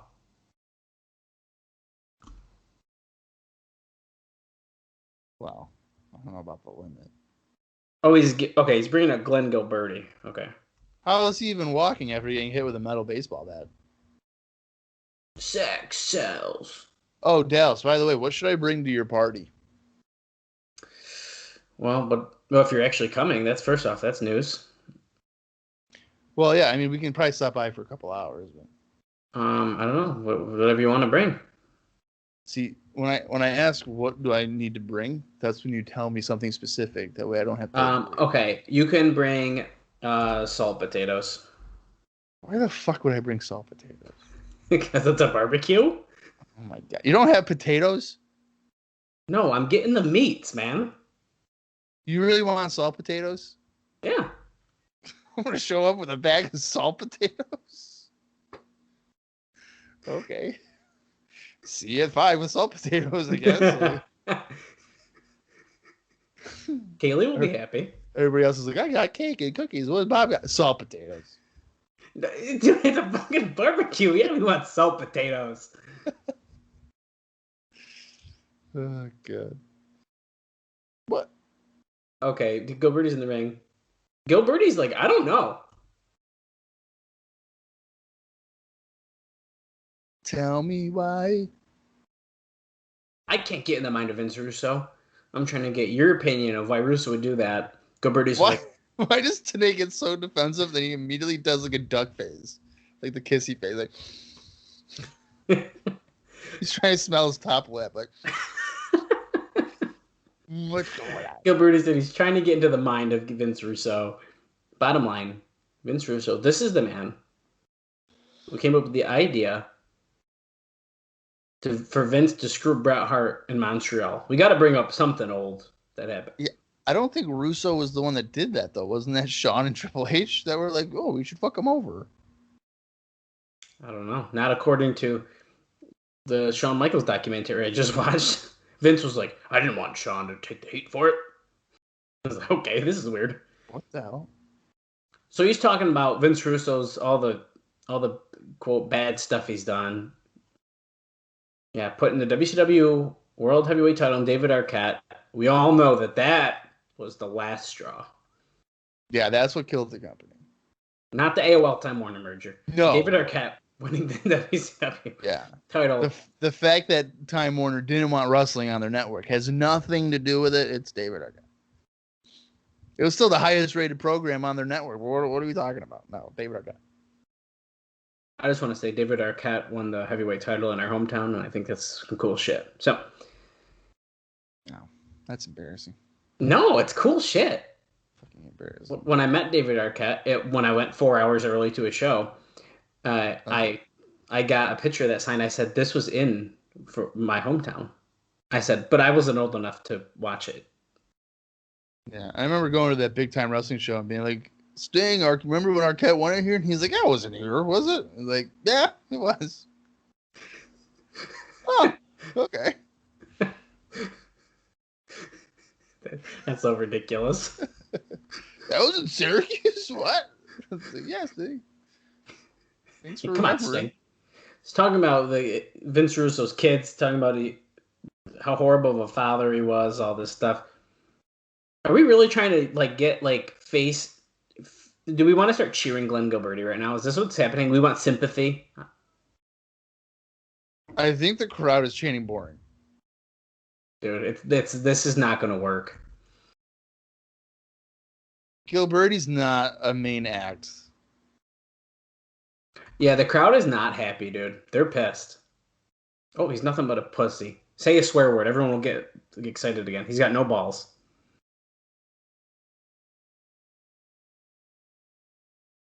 Yeah, he's a tough guy. He's from Long Oh, Island. here we go. Oh, shit. Russo's What here. the fuck? Russo just hit him with a baseball bat. Oh, all right. Now we're talking. Here we go. Oh. Okay. Well, the sound of that was definitely like plastic. Shh. Like rubber. Fuck you, Glenn. Look at him kicking. Fuck you, Disco. Disco's dead. Oh, Big Ron and Heavy D. They're like, dude. Okay. So he tried to shove one of the Harris brothers, but he clearly fell and was acting as if he was punching Gilbert. Look, he's going after him again. Look at him. He's kind of punching him, kind of just grabbing him. Like a body scissors and stuff. What is going on? Why does he hate Gilberti so much? Wait, who's this pulling Glenn out of the ring? Look at it. Oh, it's Triple X. Oh, yeah.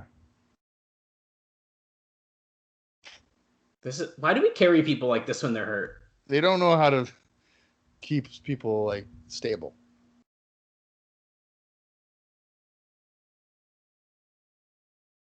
I was just pissed.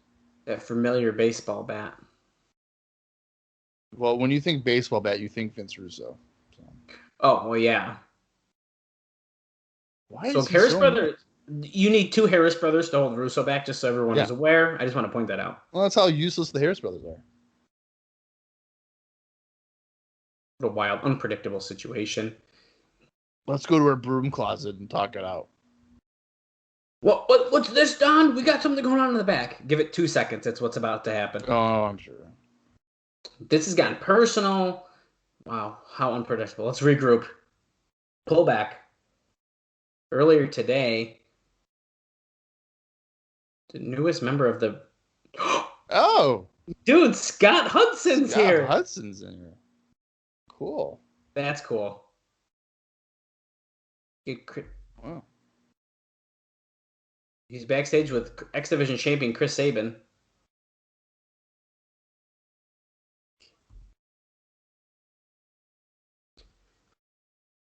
So he said, "You're going to be defending champion," but Paul London he's in Japan, even though Don West tried to tell us he was in London because his last name is. Yeah, he probably forgot his name was Paul London. Yep. I thrive on action. He's in his prime. He's searched all over the globe for one man to push him to the limit. Yeah, Scott Hudson saying, who? Juventud Guerrera, maybe. Sabin says no. 6-pack? Nope. Evan Courageous. Even better than 6-pack. Shark Boy. Wow. Well, Shark Boy is a good challenger.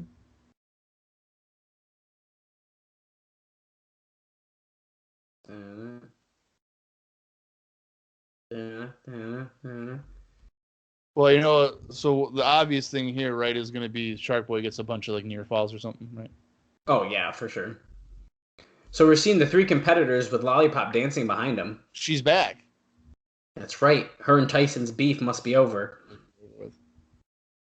Shark Boy and New Jack, the odd couple, backstage here. Oh my God, Twister! I almost was gonna guess that, but I was like, "There's no way they're gonna play Twister." New Jack said he's gonna whoop your ass like he did next week. New Jack has his action figure behind him, by the way, and Shark Boy just turned around and his ass isn't on New Jack. He says, "Get your stinky ass off my face." That's funny. Oh my God, my eyes are burning. I can't take it. Go have a match. Jesus Christ.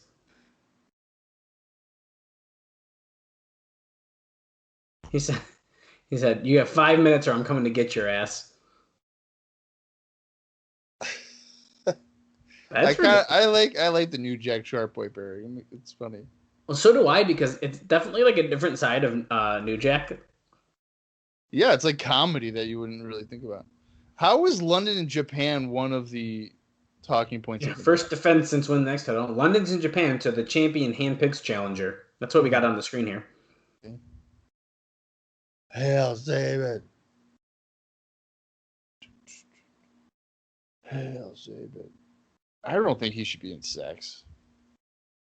No, it's weird. Yeah. I mean, I guess he has like the attitude for it, but I don't know. No, he's not doing bad in the group. I gotta say that, but it just is like a weird, random. Oh, yes, TNA is airing twice on Wednesday. We read about this last week. We got the replay. You can watch it 7 Pacific because the replay happens at 10 right after the show's done. Here's Shark Boy, our challenger.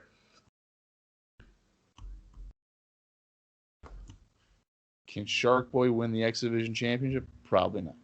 You can tell it's not a serious match because they didn't have JB do like the boxing introduction.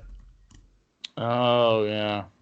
Here's our lockup. Well, could you really see Shark Boy getting a serious introduction like that? Probably not. No, but it'd be funny. Yeah, but TNA is a serious wrestling company. Absolutely. They're not going to lower themselves to that.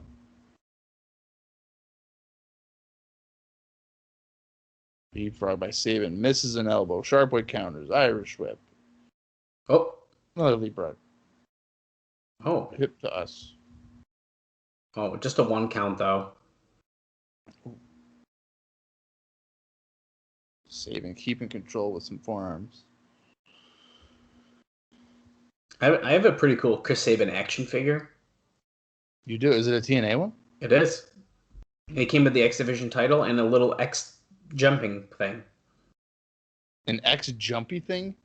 Yeah, it's like you like hit it and they can like jump off of it. It's bullshit. So it seems like the winner of this will be facing Paul London next week for the title on the anniversary show. Well, I mean, Sabin London, that would be good. I only have one TNA action figure, I think. It's the Raven one. Which Raven one? I've shown you it before. I don't remember. Shark Boy just did a really weird move. It's the one where he's wearing the skirt and he's got like the sword on his chest. Does he have short hair or long hair? He's bald. Okay, yeah. I like that one a lot. I have that one as well. Yeah, I know. That's why I saw that and I was like, give me that. And you said no. So I had to go on eBay and pay $12 for it. You bought it? Yeah. Oh, that's funny. Oh, Shark Boy tossing Sabin into the crowd. Well, because he did a toss, like a back body drop into the crowd, essentially. Yeah, because, you're not a good friend. Because you're just like, oh, I have 17 Raven figures. I can't give Bob one. Well, Raven's one of my favorite wrestlers, so no. There was a point where he was your only favorite. Well, now he's one of. Well, Shark Boy going for a suplex. Look at this German suplex by Chris Sabin on the floor. He could have hit the ring steps there. Yeah, he sure could have. That would have been bad. The crowd's chanting Hail Sabin. They're into it. I think it's that heel section right there. They even got shirts on. That say heel section? Yeah. Of course. Sabin at the top rope. Goes for like a splash off the top, but Shark Boy moves. Listen, Bob, it's been 30 minutes. I think we're on a roll. I think this is going to be a good show. Yeah, I mean, that Gilberti interview was boring, but...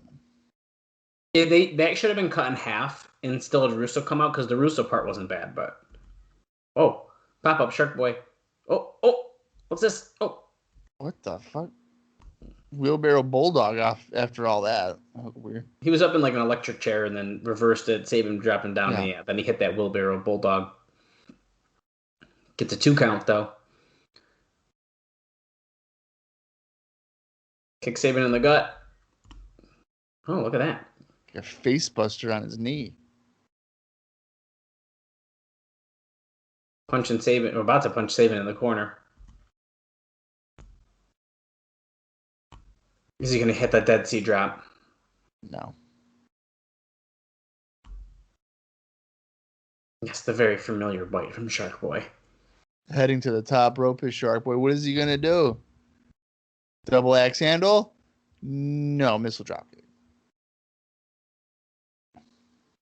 1, 2. Oh, Sabin kicks out.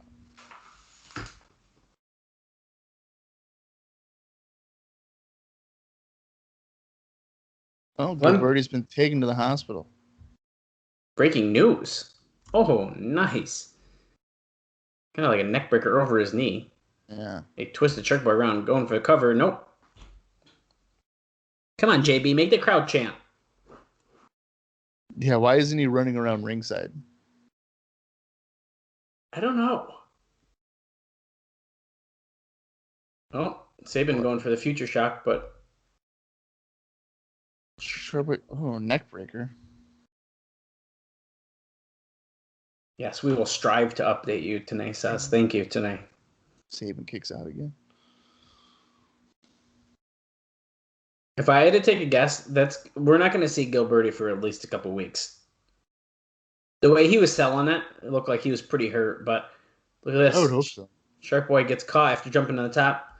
Sabin, swinging backbreaker. 1, 2. Shark Boy kicks out. This is just, I don't think this is a bad match, but Shark Boy in the title match isn't really going to grab my attention. Well, because it's not like we've enjoyed his like single stuff in general, but it definitely Oh, shit. Oh, he hit it. That's he drop. I mean, he's also never won those like 6-man X Division matches where it's like a ranking. Holy shit, that was about to be 3, but Sabin got his foot on the rope. Just barely. The ring awareness of Chris Sabin. Can you believe that? Look, he looks like he's about to go for it again. Oh. Sabin kicks him while Shark Boy's up on the top rope there. Oh, here we go. Going for like a muscle buster again? Yeah, Future Shock. There it is. Future Shock. That's a muscle buster. Well, yeah, but he calls it the Future Shock at this time, and he gets a 3. That's it. And still. That should have been an explosion match. I mean, like you said, it wasn't bad, but Not bad. how can you get behind Shark Boy being competitive in that? Yeah, you can't. It's just a weird place for him. Yeah. Sabin's got a microphone. Oh, he's going to unmask this goof. Let's You know do it. who should have been in sex is Kid Romeo. That he would have had a good fit. Who's this coming down? It's New New Jack. Jack. Oh God, save and run, dude. I'm gonna say for Shark Boy. He said 5 minutes. I'm coming to get you. Here he comes. New Jack's gonna fuck you up, Chris Sabin. Oh, He's just beating the shit out of him. he just Yes. decked him with a clothesline. Who's this? Mike Sanders. Oh God, great.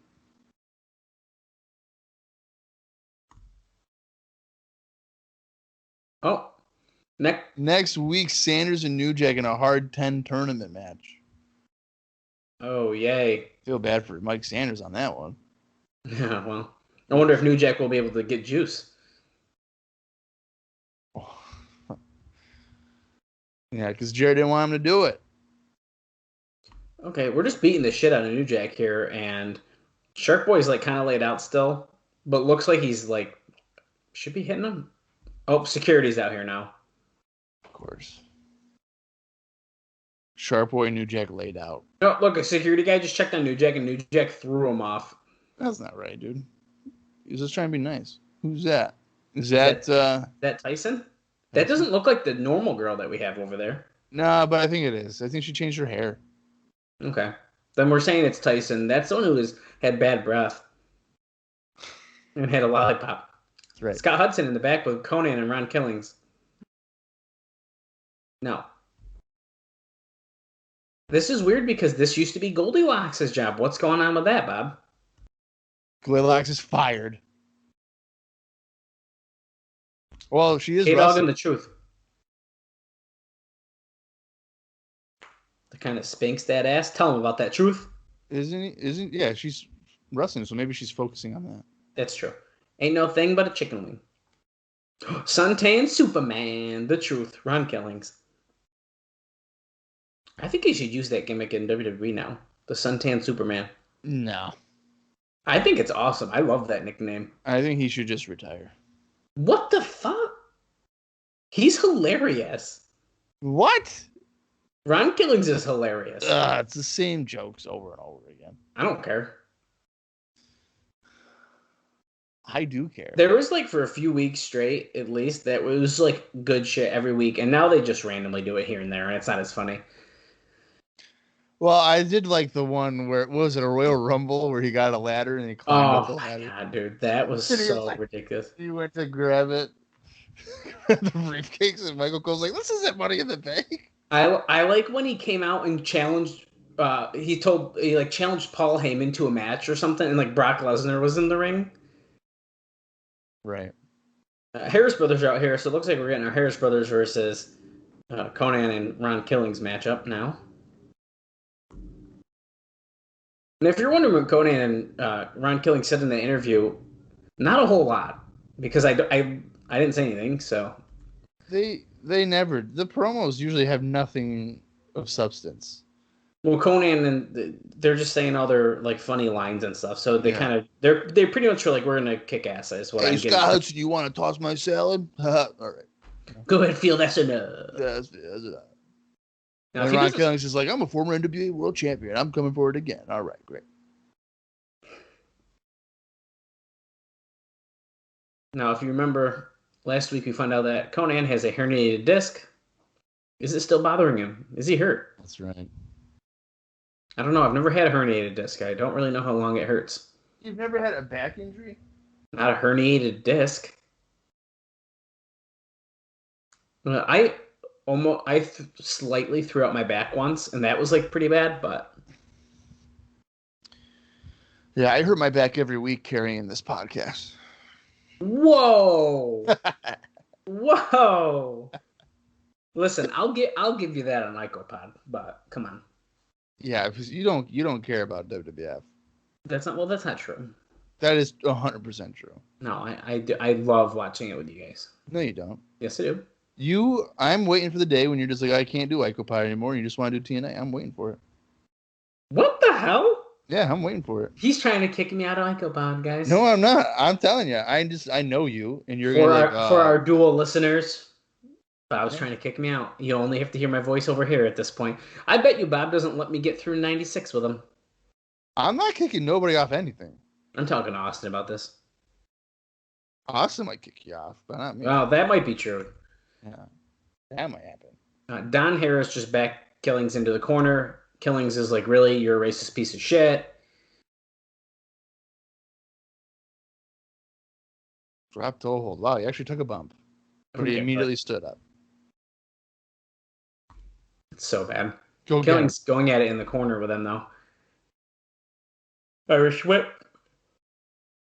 Holy shit. Ron Killings landed that hip toss, though. Comes back off the rope with that spinning forearm attack. Did you just say a tank? No, attack. Like a flying forearm attack. He's like did a corkscrew forearm attack. Tagged in Konnan. Konnan's in. Dude's bouncing all over the place. Look at this. Look at this submission. Oh. Okay, it didn't last long. Oh. Okay, Ron Harris coming in now. I hate that I know the difference between these two. I don't, and I don't need to know it. I just think when I saw Konnan take that side slam, I just feel every time he takes he just looks like every time he takes a bump, he's just on the mat and he's like, fuck. Why did I take that? Okay, how many fucking hip tosses? Look at rolling. Okay, he just rolled. Oh! He just took Ron Harris and put him in his crotch, which Ron Harris is probably really homophobic and offended by that. Sloppy reverse DDT there. What was your question? How many what? Hip tosses are they going to do in this match? If you took a shot for every hip toss, you'd be fucked up by now. I don't think we're going to see another hip toss the rest of the match. Okay. If they do, then you have to bring 2 bags of salt potatoes. But if they don't, you can just bring 1 bag. Well, at this rate, I'm going to bring 1 bag of salt potatoes, but they're going to be spoiled. Oh, what? Don't do that. I'll give you the bag, and you're like, yeah, great. And you're going to put your hand in. It's going to be nothing but mush. Oh. And you're going to be like, I didn't say mashed potatoes. I'm like, they're not mashed. I'm going to tell Kaylee that you're bringing them, and she's going to be super excited. Have you ever smelled bad potatoes? I've tried not to. I've had bad potatoes, and I immediately throw them away. Dude, that's so bad. I don't think raw potatoes don't smell good anyway. Like, if you peel them, like, they don't smell good. Yeah, but when they're, like... Well, yeah. Gross. Ugh. Brutal. Okay, there's nothing happening in this match. It's the Harris brothers. What do you expect? Well, it's the thing that sucks is I want to see Konnan and Killings team up, but it's just kind of like nothing happening with it. I'm not a Konnan fan of this era. So the fact that I have to watch a match right now that it has the Harris brothers and Konnan in it, that's not fun. Ron is the only passable guy in this match. And is he not one of the guys who's gotten most lost since Ron Killings? Since he lost the belt, I mean. Well, it was like they tried turning him heel or something, and then they were like, no. And then they're like, yeah, let's do it. But then they're like, no. Like, they don't know what they're doing with them. Can we not forget that Nelson Knight came to like two or three shows, and like that was it. I don't even know if it was. I don't even know if it was that. It was two at least. 2 for sure. Okay, we got like chin locks in on Killings but now Don is back in, so now we're gonna do fucking nothing. Another headlock. I think Ron would be a good wrestler to have like in that main event scene with Styles and Raven and stuff. Absolutely, he did good when he was doing it. Yeah, Konnan. he had a standout 2002. I feel certainly from a character perspective. I agree. It looked like Konnan did get a tag, but the ref didn't see it, so unfortunately it doesn't count. The referee didn't see the tag. It looked like Don Harris was pissed that he got the tag, so I'm wondering if he like wasn't supposed to. Oh, axe kick. Scissor kick. You know it's a scissor kick because you were like scissor axe kick. Well, because it is called. He calls it an X kick, but it's not though. It is. Konnan's in. If you do the scissor motion, go ahead, feel. That's enough. Whipping him. Oh, the rolling clothesline. And then like an X Factor, like a face buster. Brutal looking one. Yeah, it was good. Jeez. Oh, Ron. Oh, floating over. Oh, shit. Konnan took off Ron Harris's head with that one. Brawling now. Konnan with one of the Harris brothers. Don. Ron is in the ring with Don. With Ron. Ron is Ron, and he just took a really sloppy, there was no motivation behind that flapjack. No, dude, that was so bad. Yeah. Heavy D putting the boot to the Konnan's face. Someone needs to stop this. This is bullshit. That's what that post is gonna say when I put it on on Twitter. Who's this? That's BG James. Oh, god damn it. You just smashed him with a chair shot. He looks like... I don't even know what he looks like. It's bad, though. The Truth got the pin, though. You know what? The Harris brothers were probably pissed that they had to do a job, but here we go. This is awesome. Well, they were probably... What was that? I don't know what that motion was. He's wearing his best FUBU gear right now. Is he with these guys? It appears that they might be buddies. I was going to say, this must be like the official formation of it. I would say, I mean... TNA sitting down with Jeff Jarrett earlier in the show. We're just hours away. The opposition tonight. The two wrestlers that gave you your toughest test today.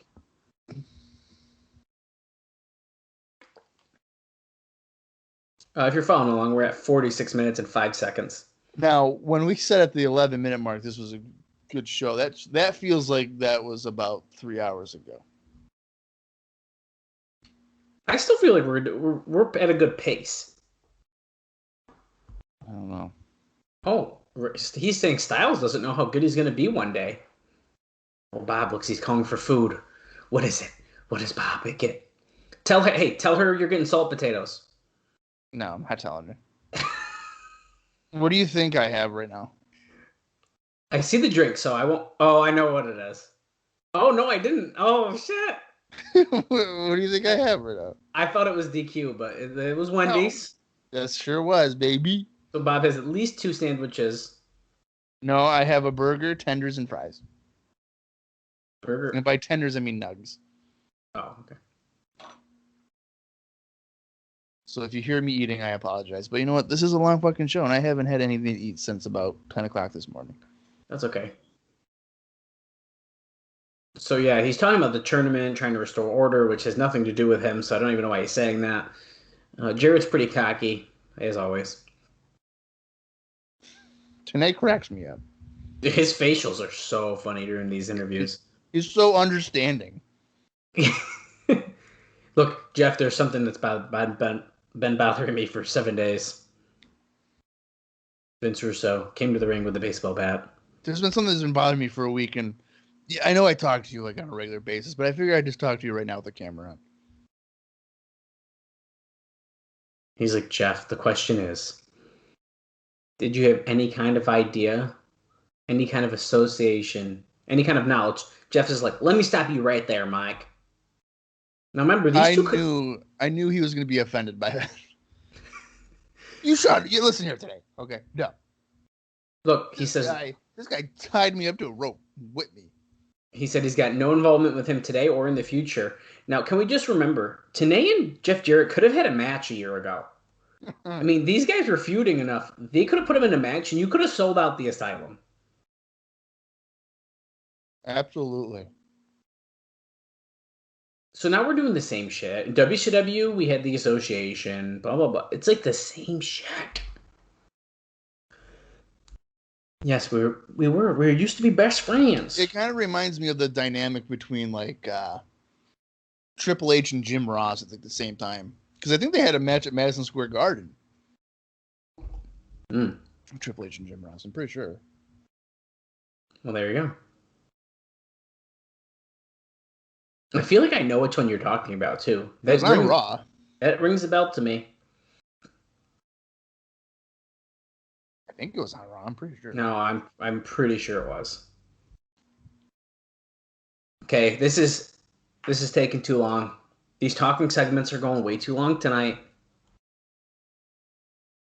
They are. Jeff, I've been around wrestling so long. I just know. Mike, end it right here on this note. Damn you, Mike Tenay. He goes, Jeff, you got a very busy day, have you? Thank you for doing this with me. We're going to shake hands even though we fucking hate each other. Thanks. Thank you, Tenay. Oh, well, look at these moves. Lollipop. She's like, hey, you like these graphics? Raven Jarrett Styles. They're covering up all the good stuff. Look, Jarrett's literally in the middle. Oh, they took him off the screen. Yeah. Jarrett's face was right on her fucking butt. Her butt. Eric Watts, Goldilocks, and Trinity. Is that Goldilocks' wrestling attire? I don't know, but Goldie getting interviewed by the guy that took her job is kind of funny. She's visibly nervous. Trinity's confident. Eric Watts is just laughing. You really want to put her in harm's way? First of all, look at her. He goes, I wouldn't put her in harm's way. And they show her face like, yeah, he would. I'm fucked. Look, she's telling Trinity, like, I can't do this. He's like, I wouldn't let anything happen to this woman. She has pictures on her top. I couldn't tell who they were. After weeks of abuse, you have a shot at revenge tonight, even though you guys just had a match 2 weeks ago. I think Trinity's going to get back with Kash for some reason. She goes, I'm from New York, and the camera pans down her body. Oh my shit. God. Bob. I was not expecting that.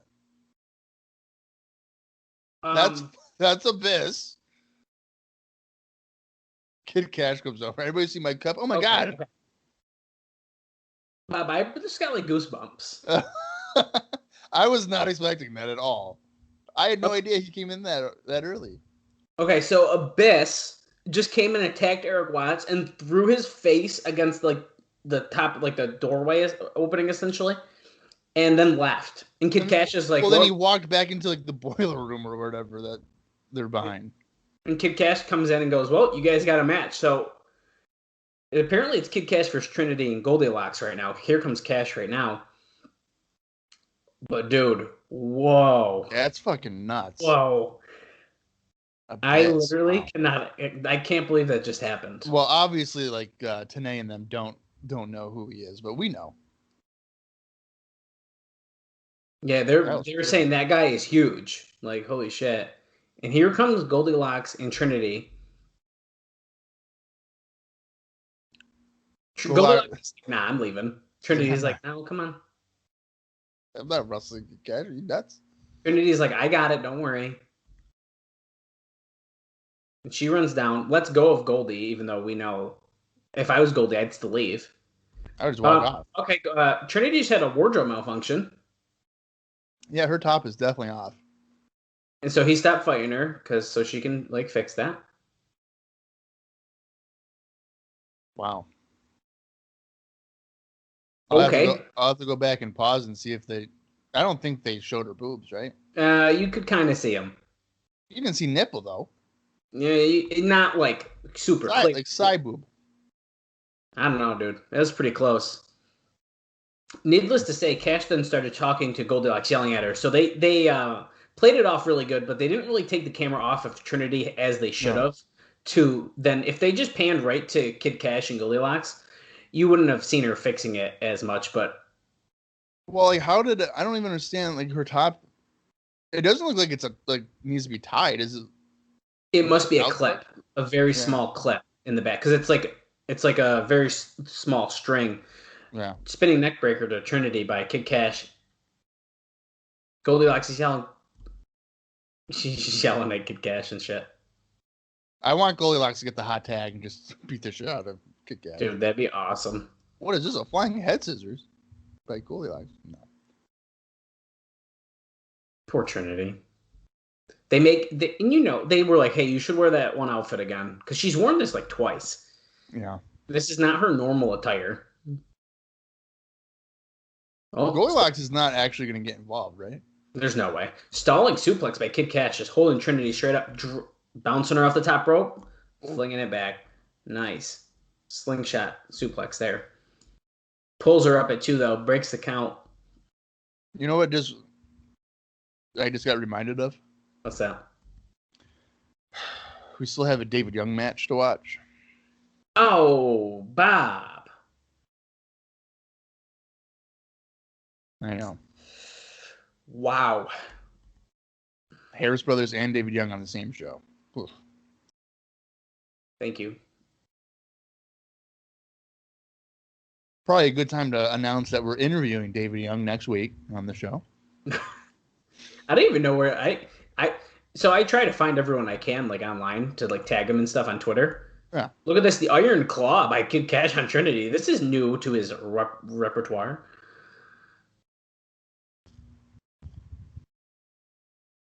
I feel like David Young is the type of guy that still has an active MySpace page. Yeah. He just shoved Goldilocks down on the apron. Then Trinity tried to get him. I'm still accepting indie bookings. Just message me on my MySpace page. Goldilocks getting in the ring now. Jumps on the back of Kid Kash. She just got spun off him. Well, yeah, but she didn't get knocked down. No. You piece of shit, she just yells. Well, she said that it was a back injury that she had, right? It's something along those lines. Oh, Iron Claw to Goldilocks now. Oh, low blow. Low blow.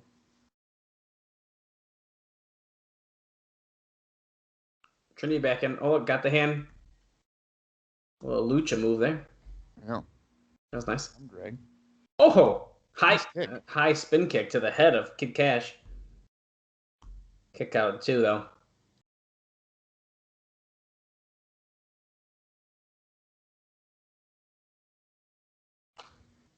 Jesus Christ, Don West. She's got to use everything she learned as a stunt double. What? What does that have to do with wrestling? I don't know. Irish whip to the corner. They go. Kid Kash dropped up to the second rope there, and then gave a boot to Trinity as she ran toward him. He's calling for it, Bob. The Hurricane Rana. He is the master of the Hurricane Rana. But no, Trinity stops him. Oh, high kick. Oh, another one. The master of the Hurricane Rana. Oh boy, she's climbing up kind of to the top. Going for a superplex on Kid Kash here. But he's fighting it off. She's got to lift her other leg, don't she? Uh-oh. No. Oh, no. Kid Kash got her up. Holy! Oh! Kid Kash went to power bomber, and then Trinity turned it into a Hurricane Rana, and holy shit. It looked real good. Oh, shit. Here's the best. Black Hole Slam. Not this monster, they're saying. It's this monster. The fact that Kid Kash needs help to beat Trinity and Goldilocks is hilarious. Dude. Kid Kash with the win. So, does that mean, is Abyss going to be Kid Kash's, buddy now? That's got to be what this is. Yeah.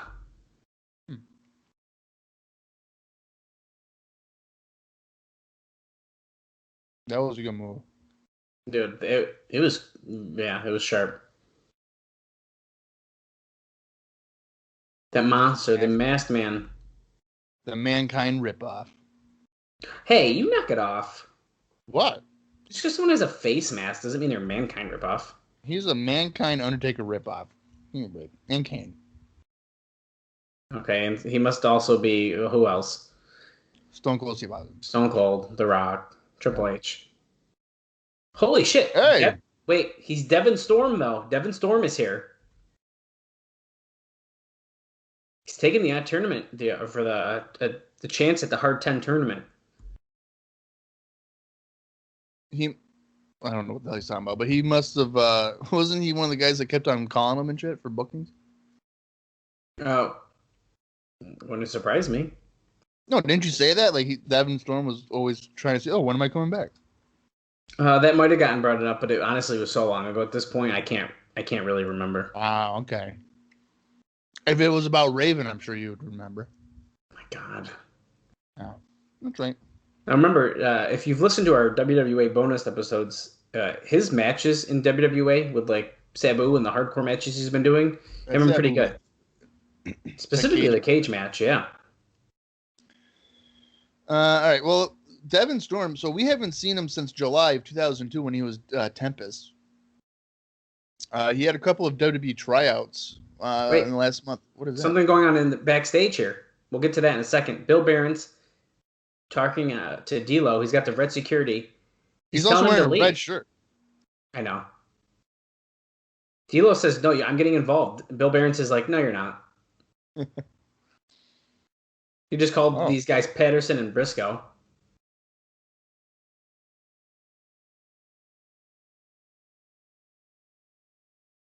Wow. He says, look, I got my instructions. Okay, I got to do what I got to do. D'Lo says, okay, I ain't leaving. All right, sorry, Bob. You can go on with that. Now we're getting the thing. Yeah, you've disrespected Devin Storm 3 times now. So let me finish my sentence. Yeah, I like Devin Storm. Come on. Mm-hmm. Oh, even though he called us 2 men who live in our parents' basement, which neither is true, but whatever. I don't even have a basement. And I'm not in mine, so. That's right. Not yet, at least. He had a couple of WWE tryouts on May 12th and May 13th, defeating Mike Bell on May 12th and losing to Joey Matthews on May 13th. Now, if you're wondering if he ended up getting a job, the answer to that is no. Thanks. He probably should have, because he's actually good. I enjoy his stuff. So. Oh, listen. The last time we saw Devin Storm, he was associated with the Disciples of the News Church. Wow. Mind Control. So he changed his name to Tempest. Wow, they addressed that. See, dude, I'm telling you, this is something I really like about TNA. I've said it before. They don't ignore shit. Yeah. Here comes Sandman, who just they don't insult your intelligence. That's a good thing. That's good. No, and I'm telling you, that's one thing I've always liked. They acknowledge other companies, and like they always have, and like the fact that wrestling isn't just their little universe. Right. Here comes Sandman, who is not going through the crowd, by the way, because here comes Tempest, Jesus Christ, Devin Storm. He's not Tempest anymore. He's not under mind control. The fact that you called him by a wrestling name that he used once, instead of the wrestling name that he's used almost his entire career. Man, knock it off. Hardcore hack sent him to the ropes and back elbow. If you don't know who Devin Storm is, by the way, and you're listening, like, who the hell are they talking about? It's Crowbar from WCW. Yeah. Or also known as Dangerous Devin Storm from WCW in 96. There we go. We got a kendo stick from one of the crowd members, but it did not work. Sandman. Uh-oh. Sandman got it now, though. Sandman's wearing his own shirt for once. I was just going to say, he's not wearing the Raven shirt. Or just a TNA one. Oh, going for a hit, but he ducked. They're fighting over this kendo stick. Devin Storm kicks him in the guts, push him up against the rope, monkey flip to take the kendo stick. 1 point. 2 points. 3 points. We haven't had the scoreboard on, but here it is. Goes for another, but gets back body drop by Sandman. Did he pick up the stick? Yeah, he did. Oh, one shot to the head. One Sandman. Another one for Sandman. We're about to be tied up here. Let's see. 3. I'm waiting for a match where it's like 4. 30-27.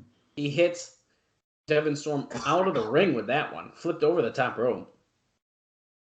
Oh, he's got a broom. Get the broom. Get the broom. It better be a Frosty. It sure is. Is it chocolate? Nope. What? I'm a vanilla guy. Well, we know that.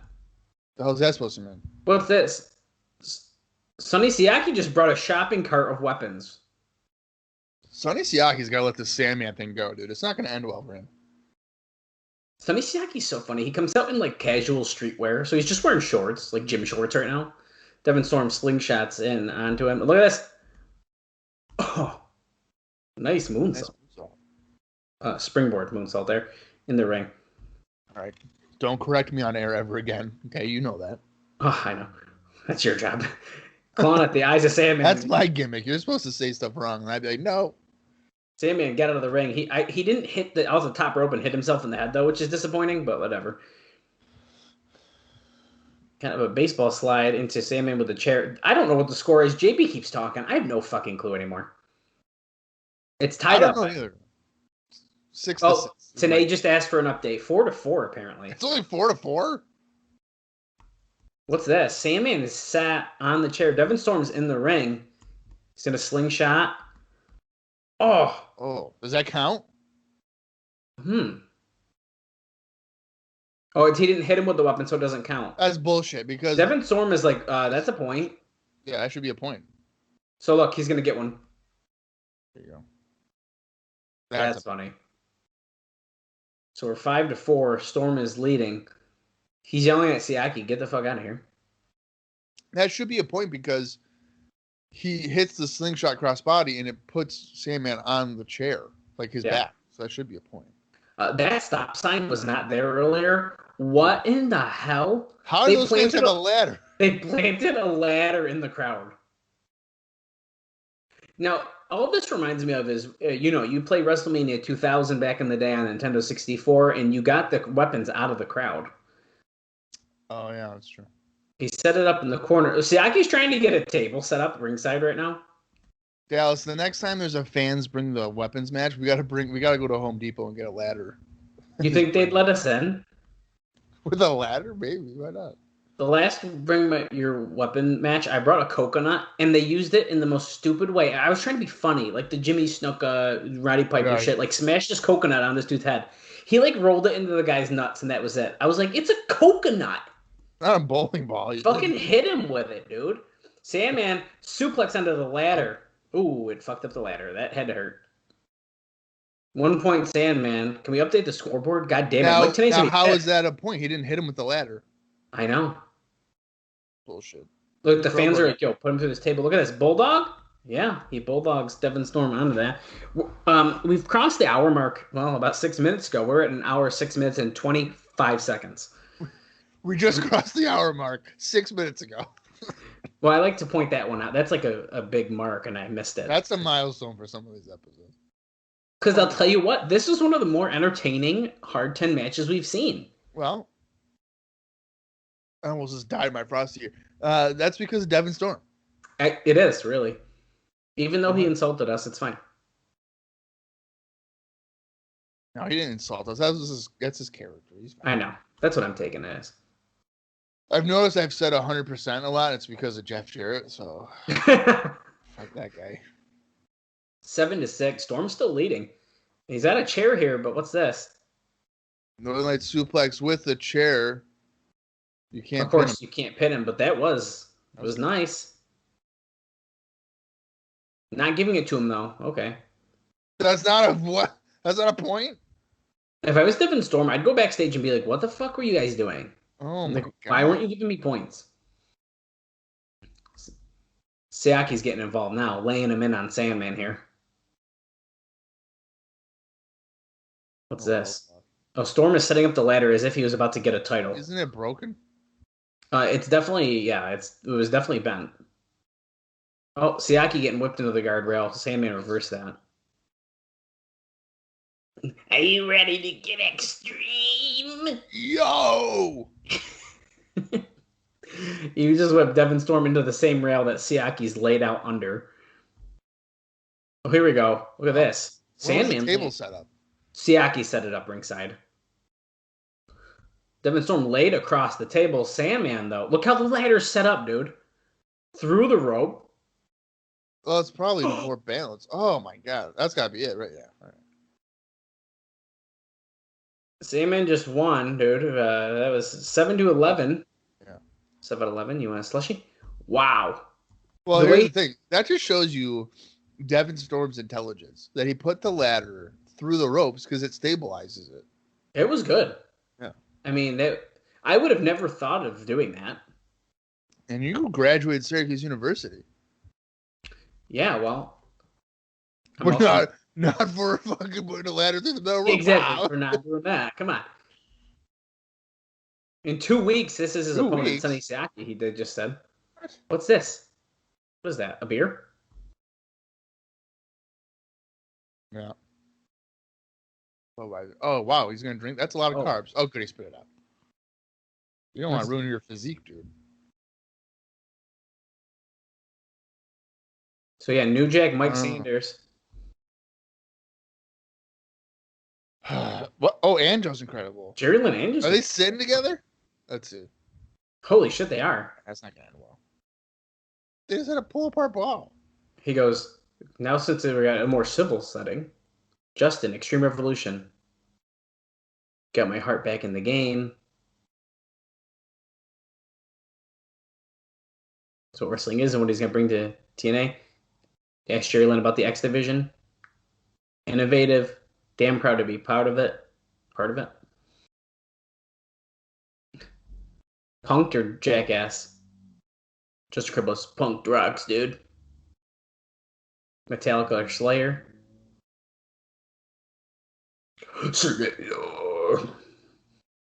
Aldo Montoya. Interesting start of his career. Mr. JL.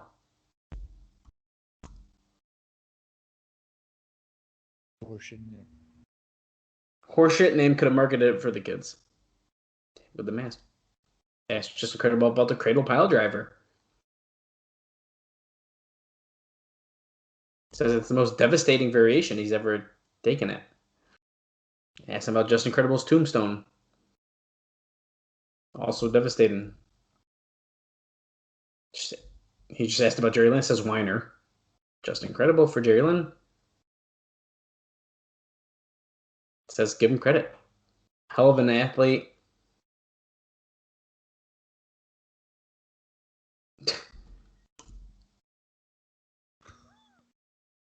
He didn't work his way up the right way. What does that mean? Yeah.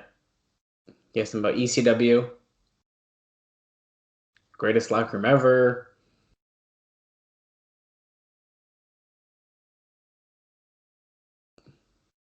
I'm a former world champion. Jerry Lynn says it was the... He said it was the best time of his life. Shame it's not running now. Asking about Paul Heyman.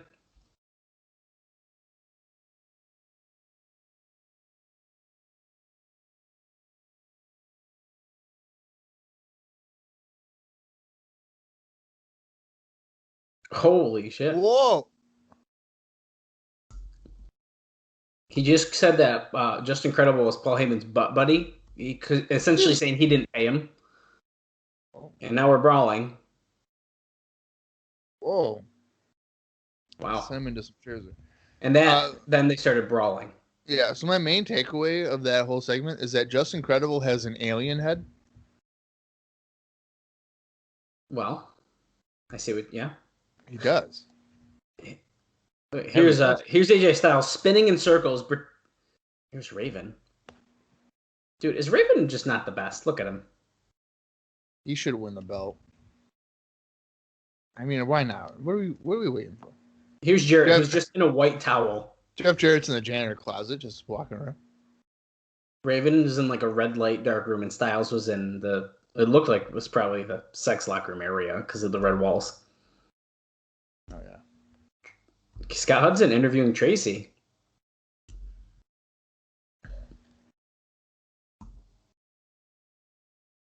I hope Tracy wins. Is that true? It's only been a year, Scott.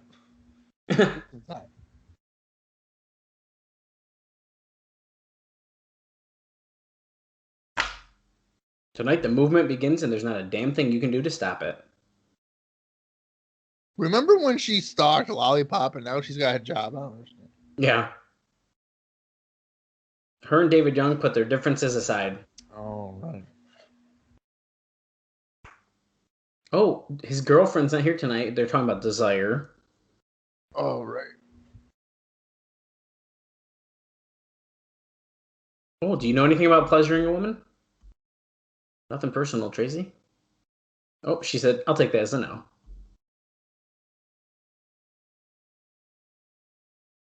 Tony Bobby, back to you. That was good. That's good. Tony Bobby, back to you. Primetime Elix Skipper, Fallen Angel, Christopher Daniel coming to ringside. I mean, Daniels looks good there in a suit. And Elix Skipper stole Monty Brown's shirt, so He does look like he's dressed like Monty Brown right there.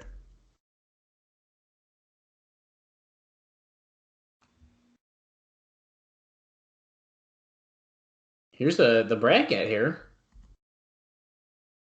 Yes, bring us up to speed, Mike, today. Can we see where this has gone, please? Here we go. We pared it down. And last week, of course, yeah, here we go. what a ridiculous freaking final. If you look at the bracket, well, yeah, the finals is like, what? And I think what makes it even more silly, to be honest, is like the tournament was built on people not being teams, and America's Most Wanted is in the finals as a team. Right. But they should be because they are a team. Exactly. So it's really odd. Nah, dude, they're definitely winning. Look how happy he is. He is smiling. Look at him. Oh my God! Yeah. Oh my God. James Storm is pinning someone tonight. Yeah, yeah, they're winning, and he's gonna get the 3 count. Oh my God. Yeah, look at me. I'm James Storm. I'm winning tonight. That's funny. That's incredible. Well, That's incredible too. introducing team number 2. Here comes Tracy. She should point at Lollipop and be like, remember me, but she ain't. Of course not. One half of one of the oddest tag team pairings. Oh, I thought he said hottest. I was like, that's why I was like, what? Hottest tag team? They're not even a tag team. That's Siaki's music.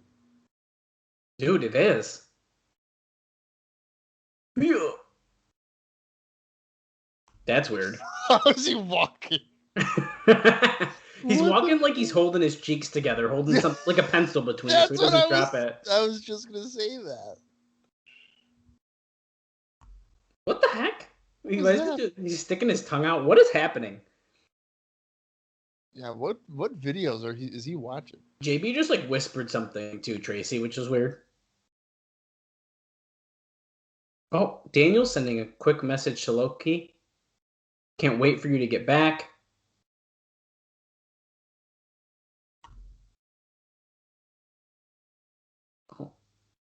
Oh, when he comes back, we'll be unstoppable, but we've been doing good since he's been gone. Yeah, so I have a question for you, Dallas. Okay. I would say you're a diehard wrestling fan. I mean, you still watch Raw and SmackDown here in 2021. Yeah, I don't know why, but yeah. So back in 2003, I would assume that if you were the same age you are now, you'd be watching TNA and Ring of Honor, right? I think there's a really good chance I would have been. Okay.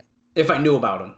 Right. Like you'd get like the tapes or DVDs or whatever, Ring of Honor and stuff like that. I would think so. Yeah. All right. So in Ring of Honor, like Daniels and Loki are oftentimes feuding, and then here in TNA, they're pals. Would that take you out of Like the Ring of Honor, or like what one would suffer for you? Oh no! Oh, James, that ruined his mood. Sorry, James Storm just went to launch himself off of Harris's back, and he slipped, but then he just slingshotted himself. The crowd even was like, "Oh!" I They think he did just this. yelled at Chris Harris like, "You motherfucker, you have too much baby oil on you." You probably did. But now Harris is legal man. No, that's a tough question, and I think about stuff like that a lot actually, because I mean, there's even cases where they do similar things today, where it's like, "Oh, I watch this person here, and they're a face, and on the show they're a heel," so they like do different things. You know what I mean? Why is she showing her butt? You can't even see it in that move. Well, yeah. So Well, now he can, but Harris had David Young up in a stalling suplex, and then Tracy was like showing her butt, and then he just still did the suplex. Right, because he was looking upward. Not even looking at the butt. If I was the fan I am now, and I watched both, I don't think it would bother me. But in reality, it would. I feel like this would probably hurt more because it's like, well, why can they be? Why are they friends here? Even if they're having good matches in Ring of Honor, let's say. Right. Well, because there's another feud.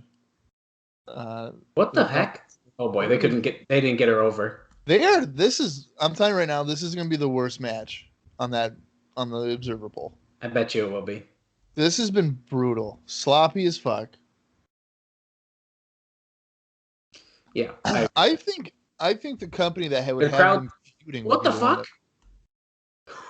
Holy shit! What was that?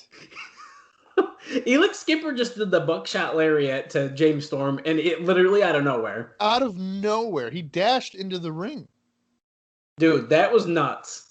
He was in the ring for maybe a millisecond. He's already back on the floor. Like, you didn't even know.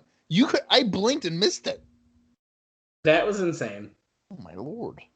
Okay, Elix Skipper. Elix Skipper, I think, has been super underrated. Yeah, he is. He really is. Like, it's unreal.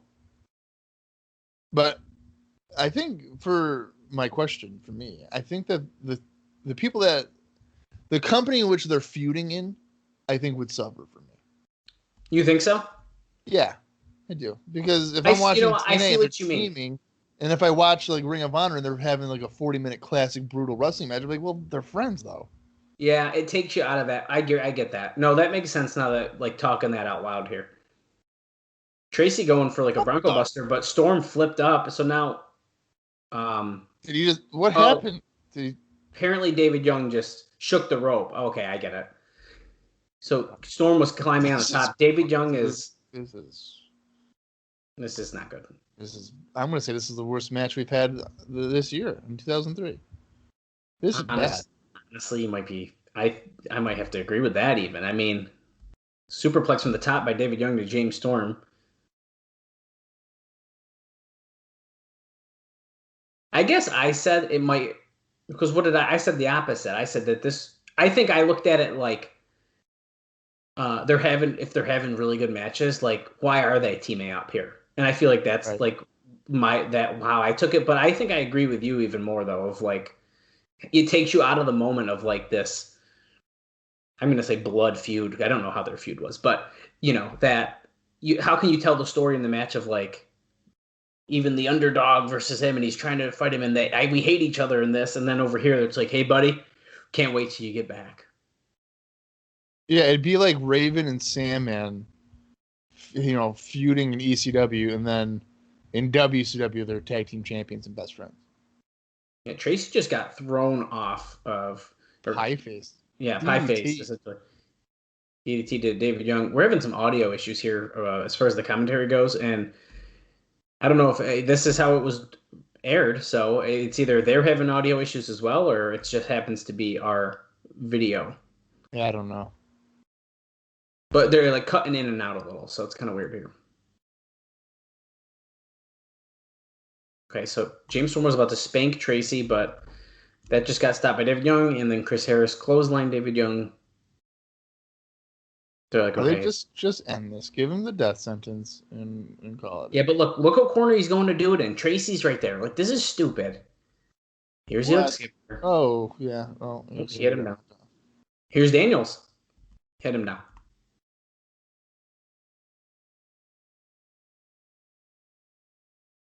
Oh, Are we gonna hit the death sentence, or is he gonna jump to the outside? Whoa! Why would you do that?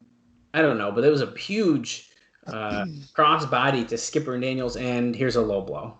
Oh no! No! No! No! Don't, No! No! Bob! don't, Bob! no, One, don't. One, two. two.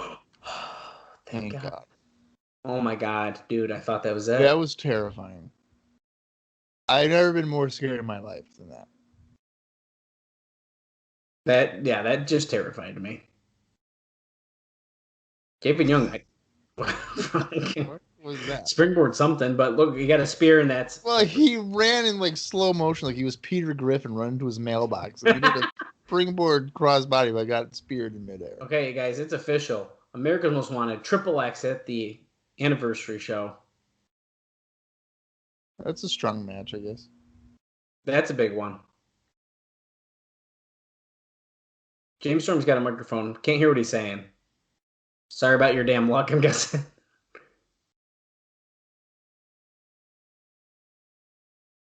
Yeah.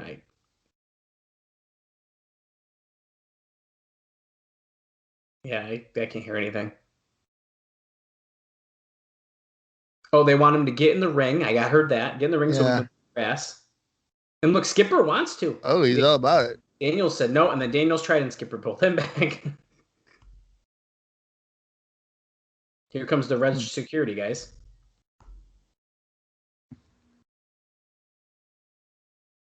Yeah, I'm excited.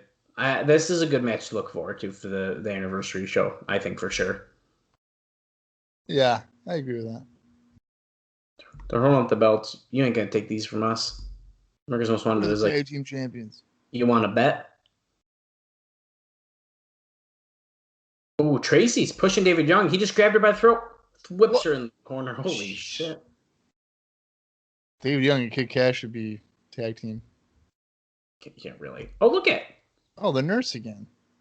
I never would have thought she'd be here more than once. Oh my God. Oh, David Young sold it. Wow, he took Nurse Veronica. I think it's Nurse Veronica, right? Yeah. Hit her with a chair. Wrestlers never sell a chair shot from a woman. No, good. Ever. Well, technically, he didn't see it coming from a woman. Okay, so Scott Hudson's interviewing AJ Styles. I still can't fucking hear what he's saying.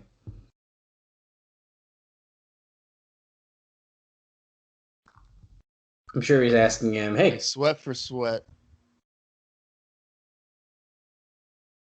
You know, I know a solution to this right now. Are you going to WrestlingRecaps.com? Yeah, dude. That's what I'm about to do as well. Watch me be like, I didn't fucking write it down. I gotta try not to spoil the main event for myself. Okay, here we go. Backstage, Styles talks about his journey to the title match and dedicated this match to his friend D'Lo Brown. Oh. Which actually, I mean, I could have guessed that's what he was gonna. Not the dedication necessarily, but the lead up makes sense. Like, hey, talking about how long it's taken me to get here and stuff. Styles is looking down. He's not looked up once this entire interview. No. You want to know what's funny for the AMW versus David Young Tracy match? I basically gave it a long story short recap instead of like a move by move thing. Oh yeah, see, late in the match is how it starts. And you didn't even like rate it. It's just like late in the match. No, I did not. Well, no rating. Dud. Sucks. Styles looks very confident. He's ready to go. Now, that's our only match left now, by the way. And we just hit the 1 hour, 27 minute and 3 second mark. I'm ready, man. I'm really, really ready for this main event. I really hope the volume corrects itself. Oh, yeah, because this sucks here because now Tenay and Don West are talking, probably hyping up 1 week from tonight, our anniversary show.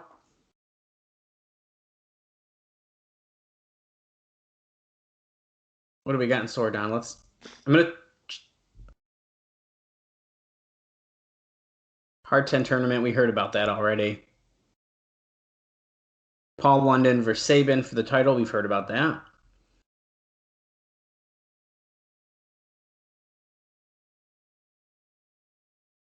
think he's talking about Triple X and America's Most Wanted for the tag team titles. It's coming together, man. Oh. Tanae says, everyone, can I have your attention, please? Biggest announcement we've ever made. Oh my God. Next week, it says on the screen, next week, Sting. Wow. At the TNA Asylum, Sting. The crowd's going nuts. As they should. That's a Wow. bombshell. It doesn't get better than that. Sting here next week in the TNA Asylum, in the NWA-TNA. Holy shit, am I excited. So that means that this is going to be the beginning of 2 years of where it's going to be like, oh my God, Sting! Sting is here! Sting! Sting! Here we go into some stats for the heavyweight bout. Styles is obviously the shortest and has the least years as a pro. He's also the lightest. 3-way challengers. Styles and Raven both came this close. Jarrett's toughest test so far. 3-way challengers. Oh, here we go. I think our volume is starting to come back a little bit more.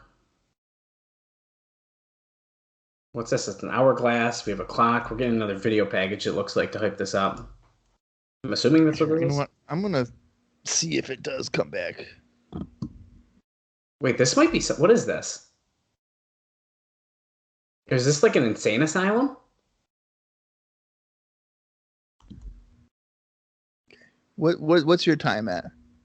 I am at 1 hour and 29 minutes and 55 seconds.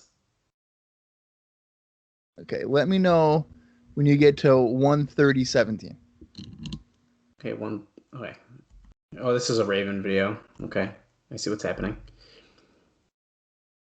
Okay, we're at 1 hour 11, 12, 13, 14, 15, 16, 17. Okay. So the audio does eventually return. Okay, well, I'm glad to hear that. So apologies to everyone who loves to hear a breakdown of the interviews that generally we say, oh, they talked a lot of garbage. Right. Well, here comes Raven coming through his new corner in the audience. You can't feel like the heel section, so. Here's Raven, one of my favorite wrestlers. He's great.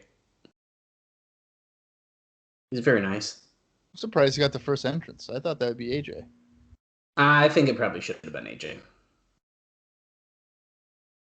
Because realistically, I mean, AJ in this context is like the least important of the three, right? Yeah. Okay. So it looks like that video we got was Raven's essentially his like Tron video, because Styles has one here that looks like a newer one than the one we're used to seeing. Yeah. There's only one. AJ Styles. Yeah. So that's it. They're little Tron videos. Oh yeah, because Jarrett has one too. Yes, and we saw Jarrett's. I think was just a couple weeks ago, or no, it was last week. Yeah. Jarrett built this house. Styles is about to tear it down. It's kind of a cool sign.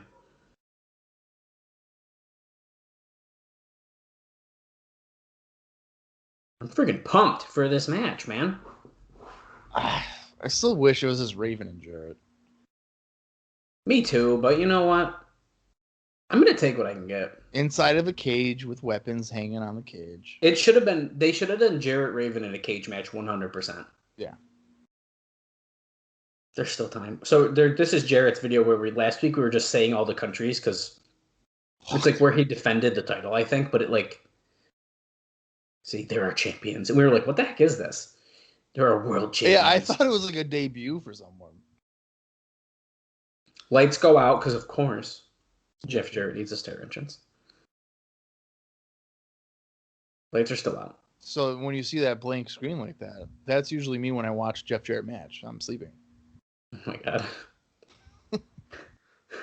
As Conrad always says, the human fast forward machine. Yeah, and I thought it was funny that he was like, I was trashing you for years, but like, I just didn't understand. It's like, dude, no. You can't fucking backtrack. Just say you don't like his stuff. Well, it's just like when he used to make fun of JR, and then he started like doing it to JR. Yeah. Yeah. Jim Ross, his podcast, like I was liking, but now I'm like, I think I'm jumping off ship. I jumped off by episode 2. I couldn't do it. Yeah. Well, And it's every time he says something, he's like, "Oh, that's not me causing any heat. That's not me shooting." You know, the internet guys on the Twitter.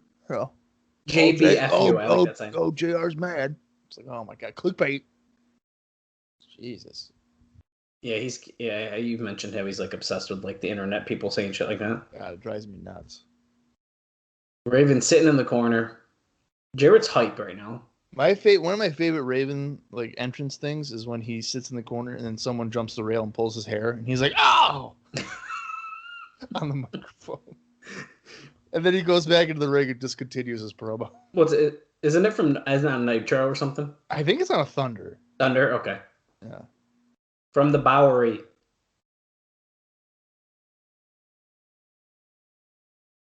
There he is.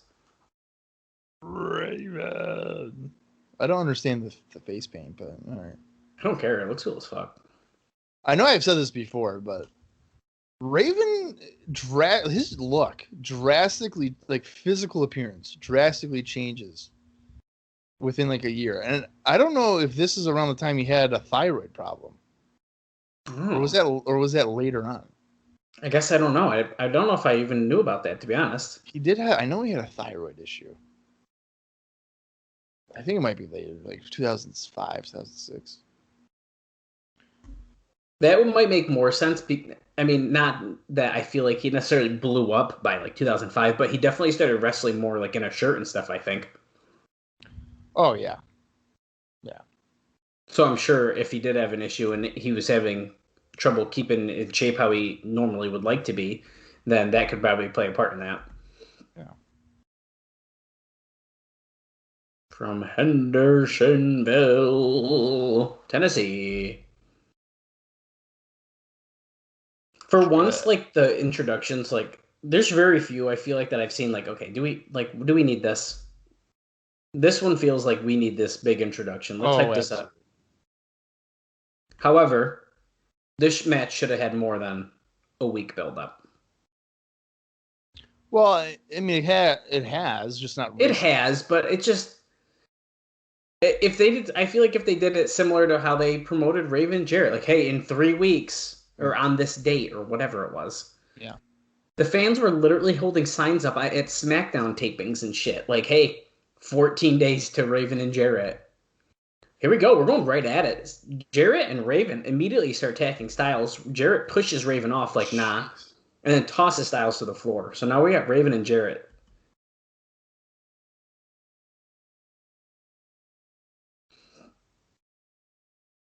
I didn't realize that Raven had a snake tattoo on his shoulder. Is that on the other one? Yeah, he mistimed moving out of the way on that clothesline. He just stepped aside. Yeah, he moved too quick. Whoa, quick hip tosses by Raven here. Arm drag. Arm drag, sorry. So I was giving my hip toss from earlier. There's that axe kick. Oh my, Jesus Christ. Spin kick by AJ on Raven. Jarrett with a 2 count on roll up. Slide through, drop kick, best drop kick in the business. I don't care what you say. Hardcore Holly. Jawbreaker by Styles on Jarrett. Raven just waiting. Jab. Another jab. Discus clothesline over the top of the floor goes AJ. Nice. I'm going to stand off here with Raven and Jarrett. You're stupid. He shoved him. No, I'm going to shove you back. Cool. Punch. Another X button. X button. No one. You're missing the R2. X button. Jarrett off the rope. X button. Another X. Oh. Circle. To drag him out. X button. Oh. Jarrett coming in with a weird baseball slide there. Yeah. Only taking really Raven out. Styles kind of just went off to the side. He kind of somersault dive there by AJ over the top. It seemed like Jarrett kind of crushed himself on the ropes on that baseball. Yeah. It didn't look like that probably felt very good. No.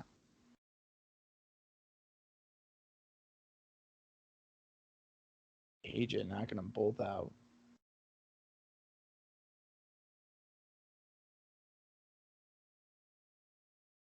Oh. Oh, Raven into the guardrail, and the guardrail opened. Right going in the crowd. It's like probably a good guess. Styles moving the stairs out of the way. Who knows what he's about to do with that? I think he's about to jump off of him. He should have probably done it the other way, don't you think? Okay. Oh, yeah, that's what I was. Yeah. Raven moved out of the way anyways. Because then you could run up the steps, not the lead. There you go, like that. Oh. Raven just did it to Jarrett. Yeah, tossing Jarrett in the ring. Yes, Don. These three are all so great, and they all deserve to be here.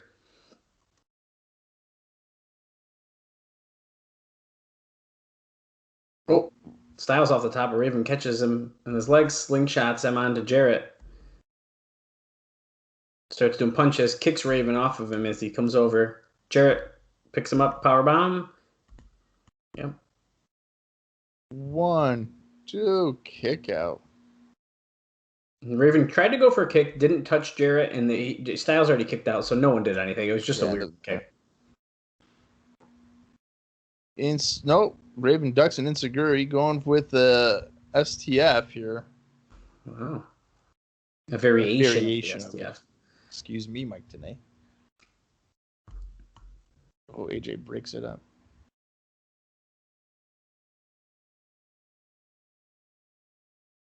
Everyone's on their feet. Yeah, everyone is standing up.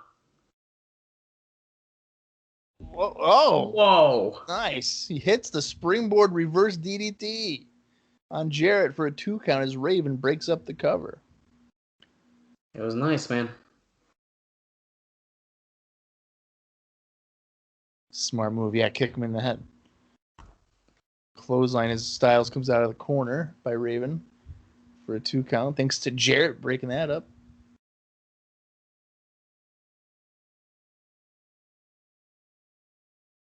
Knee lift.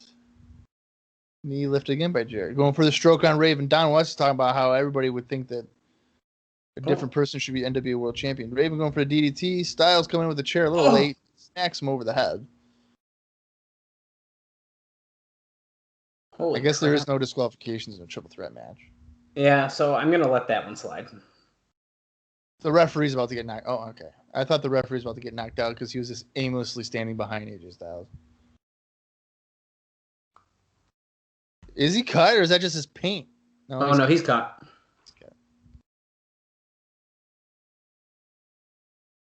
Must be a winner. Double suplex on.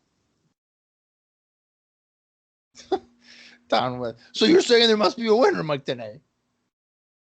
Yeah, that's what we're saying. That's what I just said, Don. Must be a winner. Drop toe hold. Like a senton there by Styles. We're at 1 hour, 41 minutes, and 20 seconds. So that's what?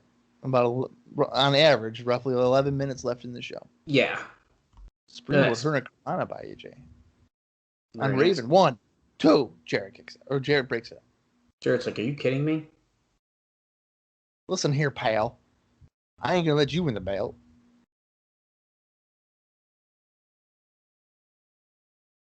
Irish Whip and Raven. Both Styles and Jarrett kicking him in the gut, slamming back.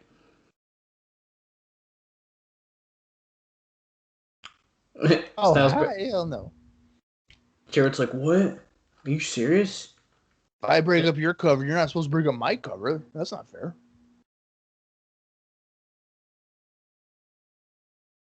This is weird. They're just like watching each other do moves. What has he got on? A half Boston Crab and then Jarrett's got a chin lock on? Yep. Poor Raven, who's like starting to gush blood now. Yeah, it's not right. I'm surprised they didn't want to do like a double submission that way. They'd be like, oh, it's a draw. Right. What is he doing? Oh. Raven kind of snuck out of that chin lock, and then Styles was on the top rope about to give Raven a leg drop, but he snuck out, and Jarrett ended up being in position for it instead. Good. That was a kind of a fun spot, I thought. Well, I'm sure AJ's not upset that he did that. He doesn't care. No, in fact, Jarrett kind of needs to get beat up a little. Did you just turn your light on? Yeah. From your chair? Yeah, from my phone. Wow. You're one of those people. That's pretty cool stuff. Jeez. Raven whipping Styles against the rope. Back body drop. Ducks the line. Super kicks Jarrett.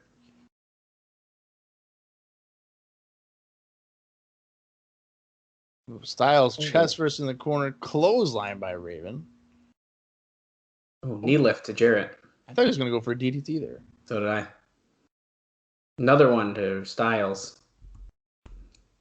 Raven screaming. He's eating this up. The crowd's loving it. He's got that chair. Oh, great. We know what's going to happen here.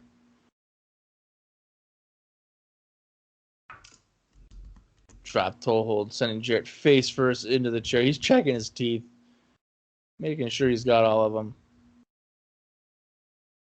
Now Raven wants Styles. Probably do the same thing.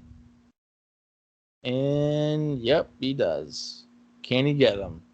1, 2. Jarrett breaks that up somehow, some way.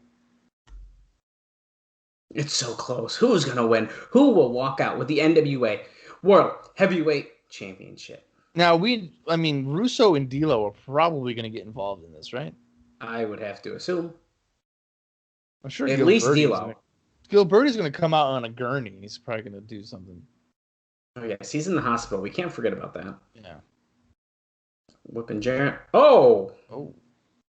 Styles got that. knocked off the apron there. Yeah. Raven effect? Nope. The stroke? Nope. Oh. The Raven effect? Yes! Yep. Pin him. 1, 2. Who is that? Who is that? Oh my God! That's the franchise Shane Douglas. What? He's going right after Raven. He's got him in the crowd. Did he just hit him with a chair? Yep, he did. Did. He's dragging Raven through the crowd. Okay, so Raven's out of the match. Right? What the hell? Yeah. Oh, just put him through a table. A table that was conveniently set up against the doors? Yeah, that's kind of a weird place for a table, isn't it? Oh, now they're going outside. AJ Styles got the belt. Oh, well, Jeff Jarrett kind of pre-bumped on that one, but Styles hit him it's supposed to hit him in the head of the title. He's hiding the title. He threw it out like, oh, I didn't do that. The referee had seen him anyway. What is he doing? It also doesn't matter. Jarrett is laid out. AJ's going to the top rope. Everybody's looking back to Raven and Douglas. Oh, frog splash. Is that a shout out to D'Lo? Definitely was. Oh, I thought he had it. So did I. Yeah. Is he taunting D'Lo by doing that? Well, if he dedicated the match to him, to me, that's more of a shout out. Like, dude, this is like, I'm doing this for you. Yeah, but is that like a good thing, or is he saying, hey man, I beat you and like this should be you? I see what you mean. You know, like I don't know. Styles, that is definitely cocky Styles. Like, I don't know if he's saying like, hey man, because like D'Lo's not hurt. He's there. He's alive. He just didn't. He wasn't number one contender. Well, more forearms here by. Unfortunately, I feel like Ravens is completely out of this match. They're outside the venue brawling. Yeah, I don't think he's coming back. Is what we're getting at here. Oh, look at this. What the fuck? Oh, double leg slam there by Jarrett. 1, 2. Well, you had said that Shane Douglas was going to be coming in, didn't you? Or there was talks. We've had talks. He had the arm injury, and then we didn't know if the money was right. So it's been rumored for a while, really. And he wouldn't come in originally because of Francine was the rumor. That was almost a year ago at this point. We heard those rumors. Yeah. A sit-down powerbomb there by AJ. Wow. So on this show, we have the debut of Abyss and the debut of Shane Douglas. We'll get there, Bob. We're still watching the show, man. I'm already ready to talk about this show. Wow. Kicks AJ to the apron. AJ with a shoulder ram. Sunset flip. Sunset flip. 1, 2. Oh, he kicks out, but pulls him up. No way. Oh, going for a Styles Clash, but looks like Jarrett slips out. Backs him into the corner. He's on like. Oh God! The referee just got knocked down. Double leg slam again by Jarrett. The way he hit Rudy Charles did not look good. Like it looked like it hurt, is what I should say. Yeah. All right. Who's running in? It's got to be D'Lo. D'Lo or Russo, right? D'Lo's gonna get involved. He already teased it. Yeah, he said, "Oh, I'll have to do something." We have no word involving Raven and Shane Douglas, so they're just fighting each other outside.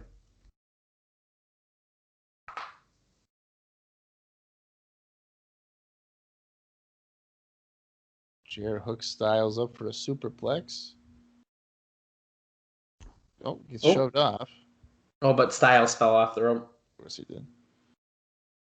Move the chair out of the way. What is he doing? Oh, he's going on the apron. 450, right? Springboard? Yeah, got to be springboard 450. Yep. Oh! Jarrett got his knees up.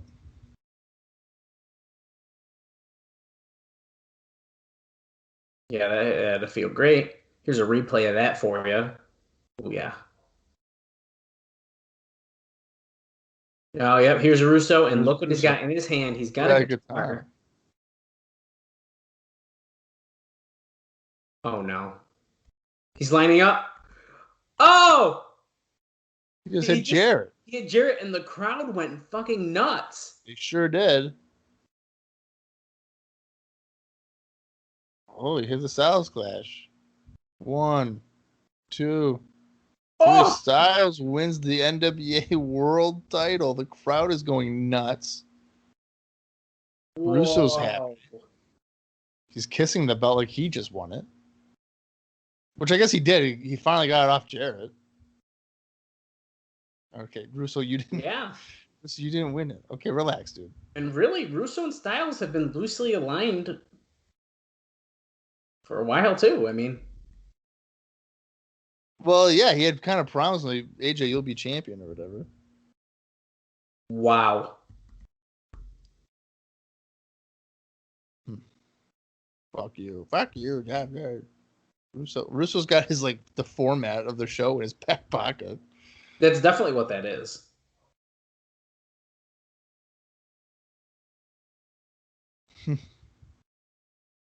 Wow. I mean, that wasn't a bad main event. What? Why is he saying fuck all y'all? They're cheering him. Is AJ a heel? I think he is. I could just tell by his mannerisms in the interview and stuff. Oh, he is. The way he's walking, he's being all cocky. Yeah. Yeah, all right. So the whole D'Lo thing was him being a dick. Okay, like, fucking Jeff. Okay, I don't like this. Jeff Jarrett's up and he's got a microphone now. I don't like this. It says, wait a minute, AJ Styles, you're not leaving until I get an answer. A rematch clause already.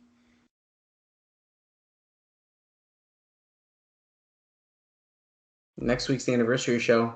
Me and you one-on-one. Rematch for the title. They're not going to do that, are they? Because that'd be the third time they wrestle already. We're going to hear from Styles. He's got 30 days. He doesn't have to do it. It's true. Styles says, who do you think you're talking to? I'm the champ now. I make the decisions. And I got 30 days. Look at that. He goes, I'll check my schedule and get back with you. And okay, then AJ, what you proved to me. He said, I've been champ for 7 months and I haven't backed down once. He's basically calling him a coward. You're backing down in your first night as champion. Yeah.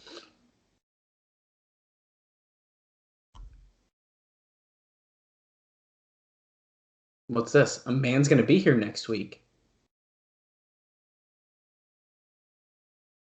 Why don't you find yourself a partner?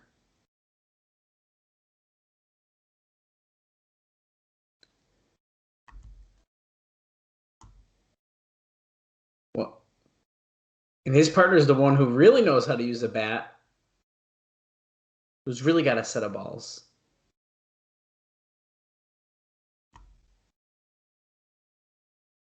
Jeff Jarrett and the Stinger versus Styles and a partner of his choice. Jarrett teaming with Sting. Who would have thought that? AJ accepts it. Styles says, bring it.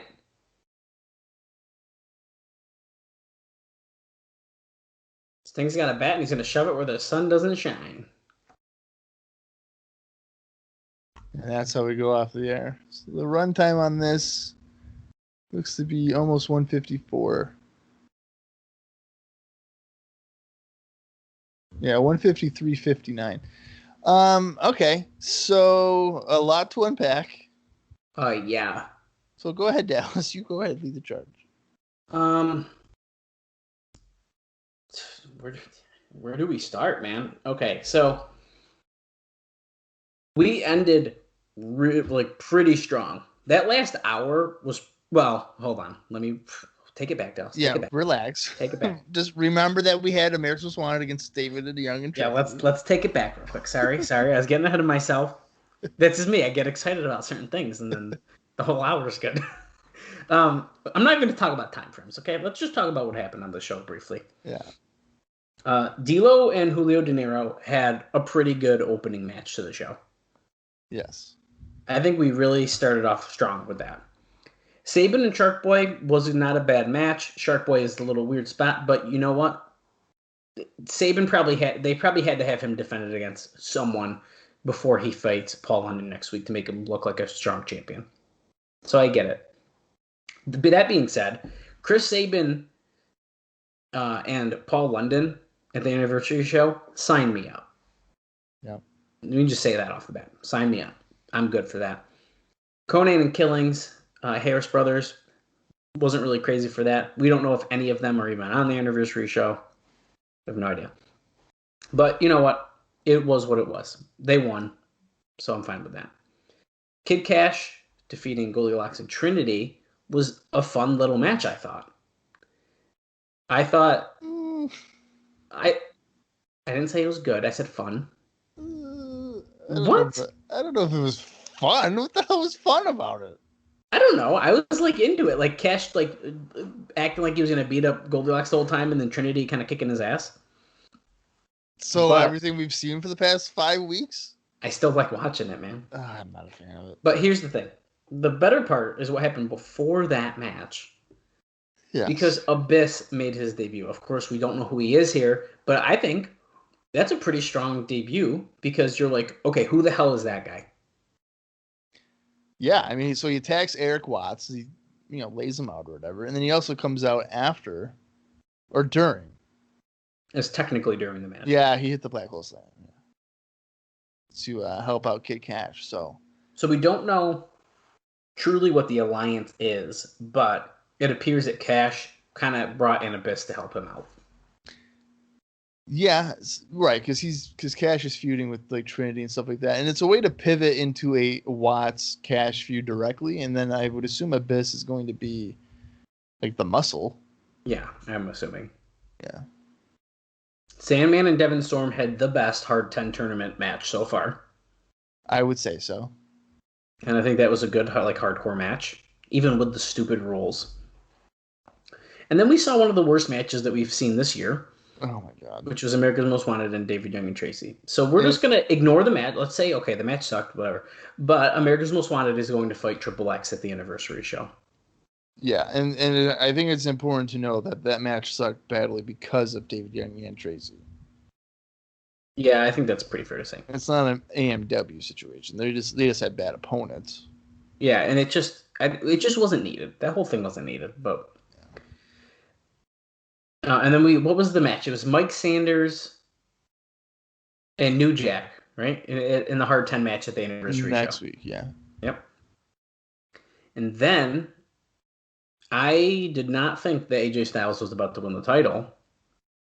So now I'll tell you this. When Russo came in with the guitar, I said, there's no way he's hitting Styles with it though. And then it clicked to me, like it was kind of obvious. Mm-hmm. But like, now I knew Styles won the title eventually. I did not know it was at this show. I thought we had some time still. Yeah, I didn't know it was this. Like I say time.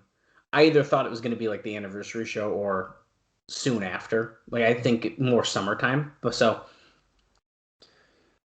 And then we had finally we've been hearing rumors about it for months, if not almost a full year at this point. Shane Douglas comes out, he attacks Raven.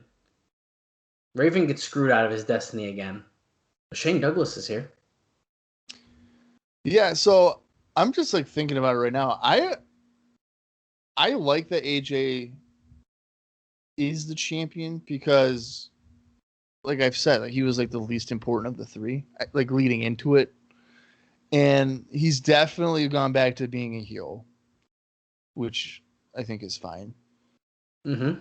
But I kind of like the idea of having Raven win, and then after the match have Shane Douglas like debut and attack him, and that way Raven Douglas is your new feud because you can always tie in with like Douglas is the guy that threw the belt down.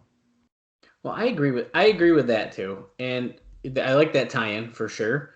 But for me, it's even just the fact that like, why do we got to like screw people out of matches, and then it's just, I don't know. And the one thing to be excited about with AJ is, I mean, we're probably going to get some really good main events. I mean, he's one of, if not the best in-ring worker they have. Well, I think that's probably one of the reasons they just put the belt on him. Yeah, but do you think we're going to get like X Division guys against him? I can't imagine they'd do that, right? I'd be pretty shocked. But the problem is that when you're talking X Division guys, they consider like bigger guys like Johnny Swinger an X Division guy. Right. Which is one of the problems that they have. You want to know what I'm hoping for? What's that? They better do it. We have to get at least one AJ against Jerry Lynn for the heavyweight title. Well, that's a good call because first off, it makes sense. Jerry Lynn has fought for the title, right? So it makes sense. And he's had that long history with AJ. We need that. I would enjoy at least one. The problem is you got to get Jerry Lynn there. I don't think that would be that hard. I don't think so either, but I'm afraid that we'd get caught in a similar thing of what's going on with Styles, where, I mean, I guess obviously they just gave him the belt, so. But you could just do something simple where AJ is in the ring with Russo cutting a promo, being all cocky, and then Lynn can come out and he'd be like, I thought I'd knock some respect into you when you're the X Division champion. Now you're the world champion. It's even worse. Yeah. Something simple as that. I think that could work. Why not? Now, I do think it's a little weird that essentially D'Lo was teased to be coming out and then just never did. That was a little weird to me. Now, is the obvious choice that D'Lo is going to be Styles' tag partner next week? No. You don't think? No. Because they said they weren't going to team anymore. Well. And I'm telling you, the way that promo came across from what we could hear, I think AJ's being a prick.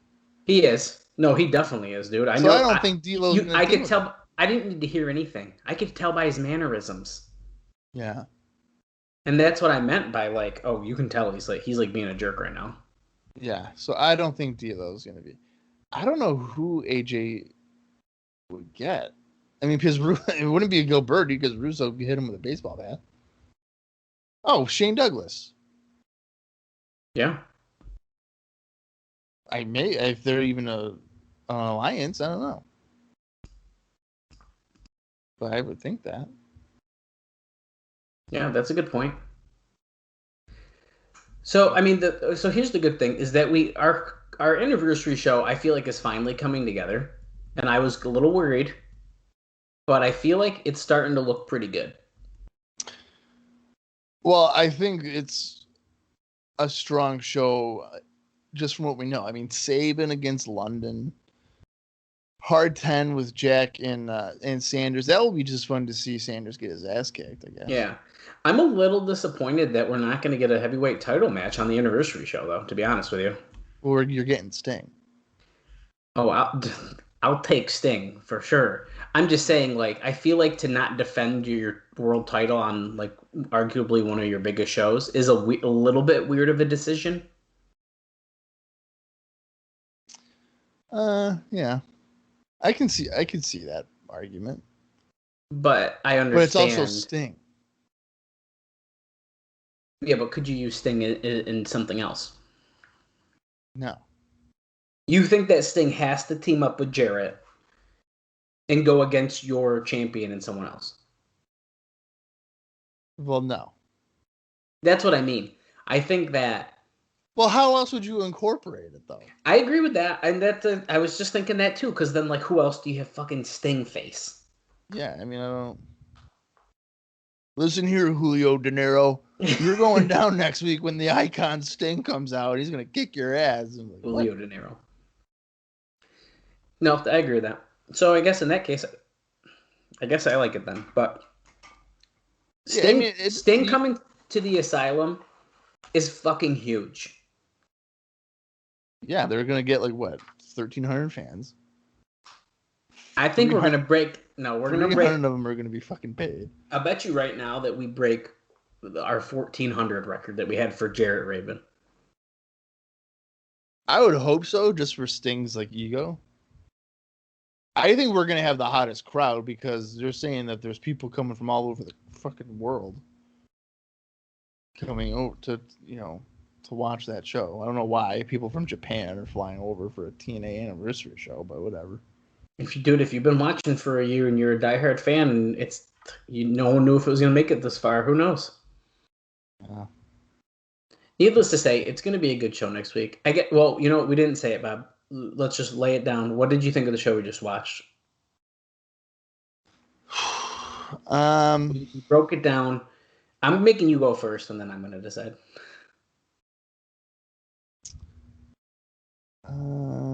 I'm gonna say a thumbs in the middle. No, hear me out. Because I liked. I mean, D'Lo and De Niro was good. I enjoyed that. I enjoyed Sandman and Devin Storm. And the main event I thought was decent. You know, I mean, Raven and Douglas that's an interesting feud to go to, and I'm like intrigued to watch next week just to see the follow up for that. But then there's some bad, like Sabin Shark Boy was a dead crowd. Harris Brothers match, like I don't care about that. I don't really care for the handicap match with Kash against Goldilocks and Trinity. The AMW match against David Young and Tracy is, without a doubt, one of the worst matches I've ever seen in my life. Yeah, it was bad. And the worst match that we've seen thus far in 2003. Yeah. Like, I don't think anything comes close to that. So all that, I think the good and bad kind of weigh each other out, and I'm just going to go thumbs in the middle. Well, so I was also thinking a thumbs in the middle. I'm putting my excitement aside. Look at you. Because there's a lot of stuff I'm really excited about. More, and see, this is a case of like I'm excited about the future, you know. So it's like, oh, our stories are leading us in good positions. Now, I would say I'm a thumb like sort of tilting up because of my excitement, but I'm in the middle. Yeah, I mean, I'm not tilting down. If I like, life or death, I would go slight thumbs up, but I'm gonna go in the middle. Yeah, I agree with that. Well, the only other thing I got, I think we broke a lot down here. We're excited for the anniversary show. I wanted to mention one thing at the end here, and that is I want people to share their memories of pay-per-view number 50, the anniversary show. And if you share those with us after listening to this episode, we will try to read some of those on the air while we're watching the show. So tweet them to us at CrossTheLineTNA. Send us a DM if you want. or even post them on our Facebook page at Cross the Line or TNA Cross the Line Pod, or you just type in TNA you are Cross the Line. aware that the way that we record this, people would be hearing that after we've already watched the show, right? Yeah, I'm gonna post on Twitter too, though. But that's a good point because we are recording this really close to when we're recording this episode. So I'm gonna post it as well. So you know what? If you do tweet them to us, we'll read them the week after. We'll read them whenever the next episode. Which actually will probably be better, to be honest, because as far as spoiling it for us, I mean, I've seen parts of it, but right, that. So and you know what, we're gonna be recapping the anniversary show on episode 51, anyways, due to the Observer newsletter and all that stuff. So yeah, even though what Bob said is right, you still send them to us, and I'm gonna post actually. Probably tomorrow, Bob, and be like, hey, we're recording this Wednesday. Hit us up. Right. Send your thoughts, and we'll read them on the air. And if we don't read them on the air that week, we'll read them on the air on episode 51. But needless to say, I'm looking forward to it. It's going to be a good show. Well, it's without a question. It's a milestone episode for us because I know at the very beginning, Dallas was like, I can't wait for the anniversary show. And I was like, dude, that's 50-something episodes away. And he was like, I know. Well, one of the reasons I was looking forward to that was because the Stinger's coming. Because the Stinger, of course. And then we won't see him again for 3 years or something. No. Nope. What? I'm not saying nothing. But no, we don't. Yeah, dude, are you kidding? What? Yeah. You're bullshitting me. No, I'm not bullshitting you. Oh, shoot. Okay. Yeah, dude. Okay. I told you. I mean, we see him a few times. Well, okay, so we'll see him next year. Nope. And okay, I don't want no more than. We see him before 2004 again. Whoa, okay. This is exciting. Breaking news. This is what happens. I don't watch the Asylum years, especially when they were around. And I get to be surprised. Genuine excitement. Yeah. For me, as Bob makes fun of me. Yeah. Your excitement and positivity is just cringe. Oh, I understand. You got to be more like a Debbie Downer like me. That's what I do on IcoPod. I don't need to do it here. All right. You got anything else for this week's episode, or should we just move along to the anniversary show? Take us home, Bob. I'm ready for that anniversary show. We're going to record it in about 5 minutes. Oh, well. No, just kidding. Not really. All right. Well, I'm looking forward to it as well. So until next week, for Dallas Gridley, I am Bob Konnan Jr., and this has been the TNA Cross the Line Podcast.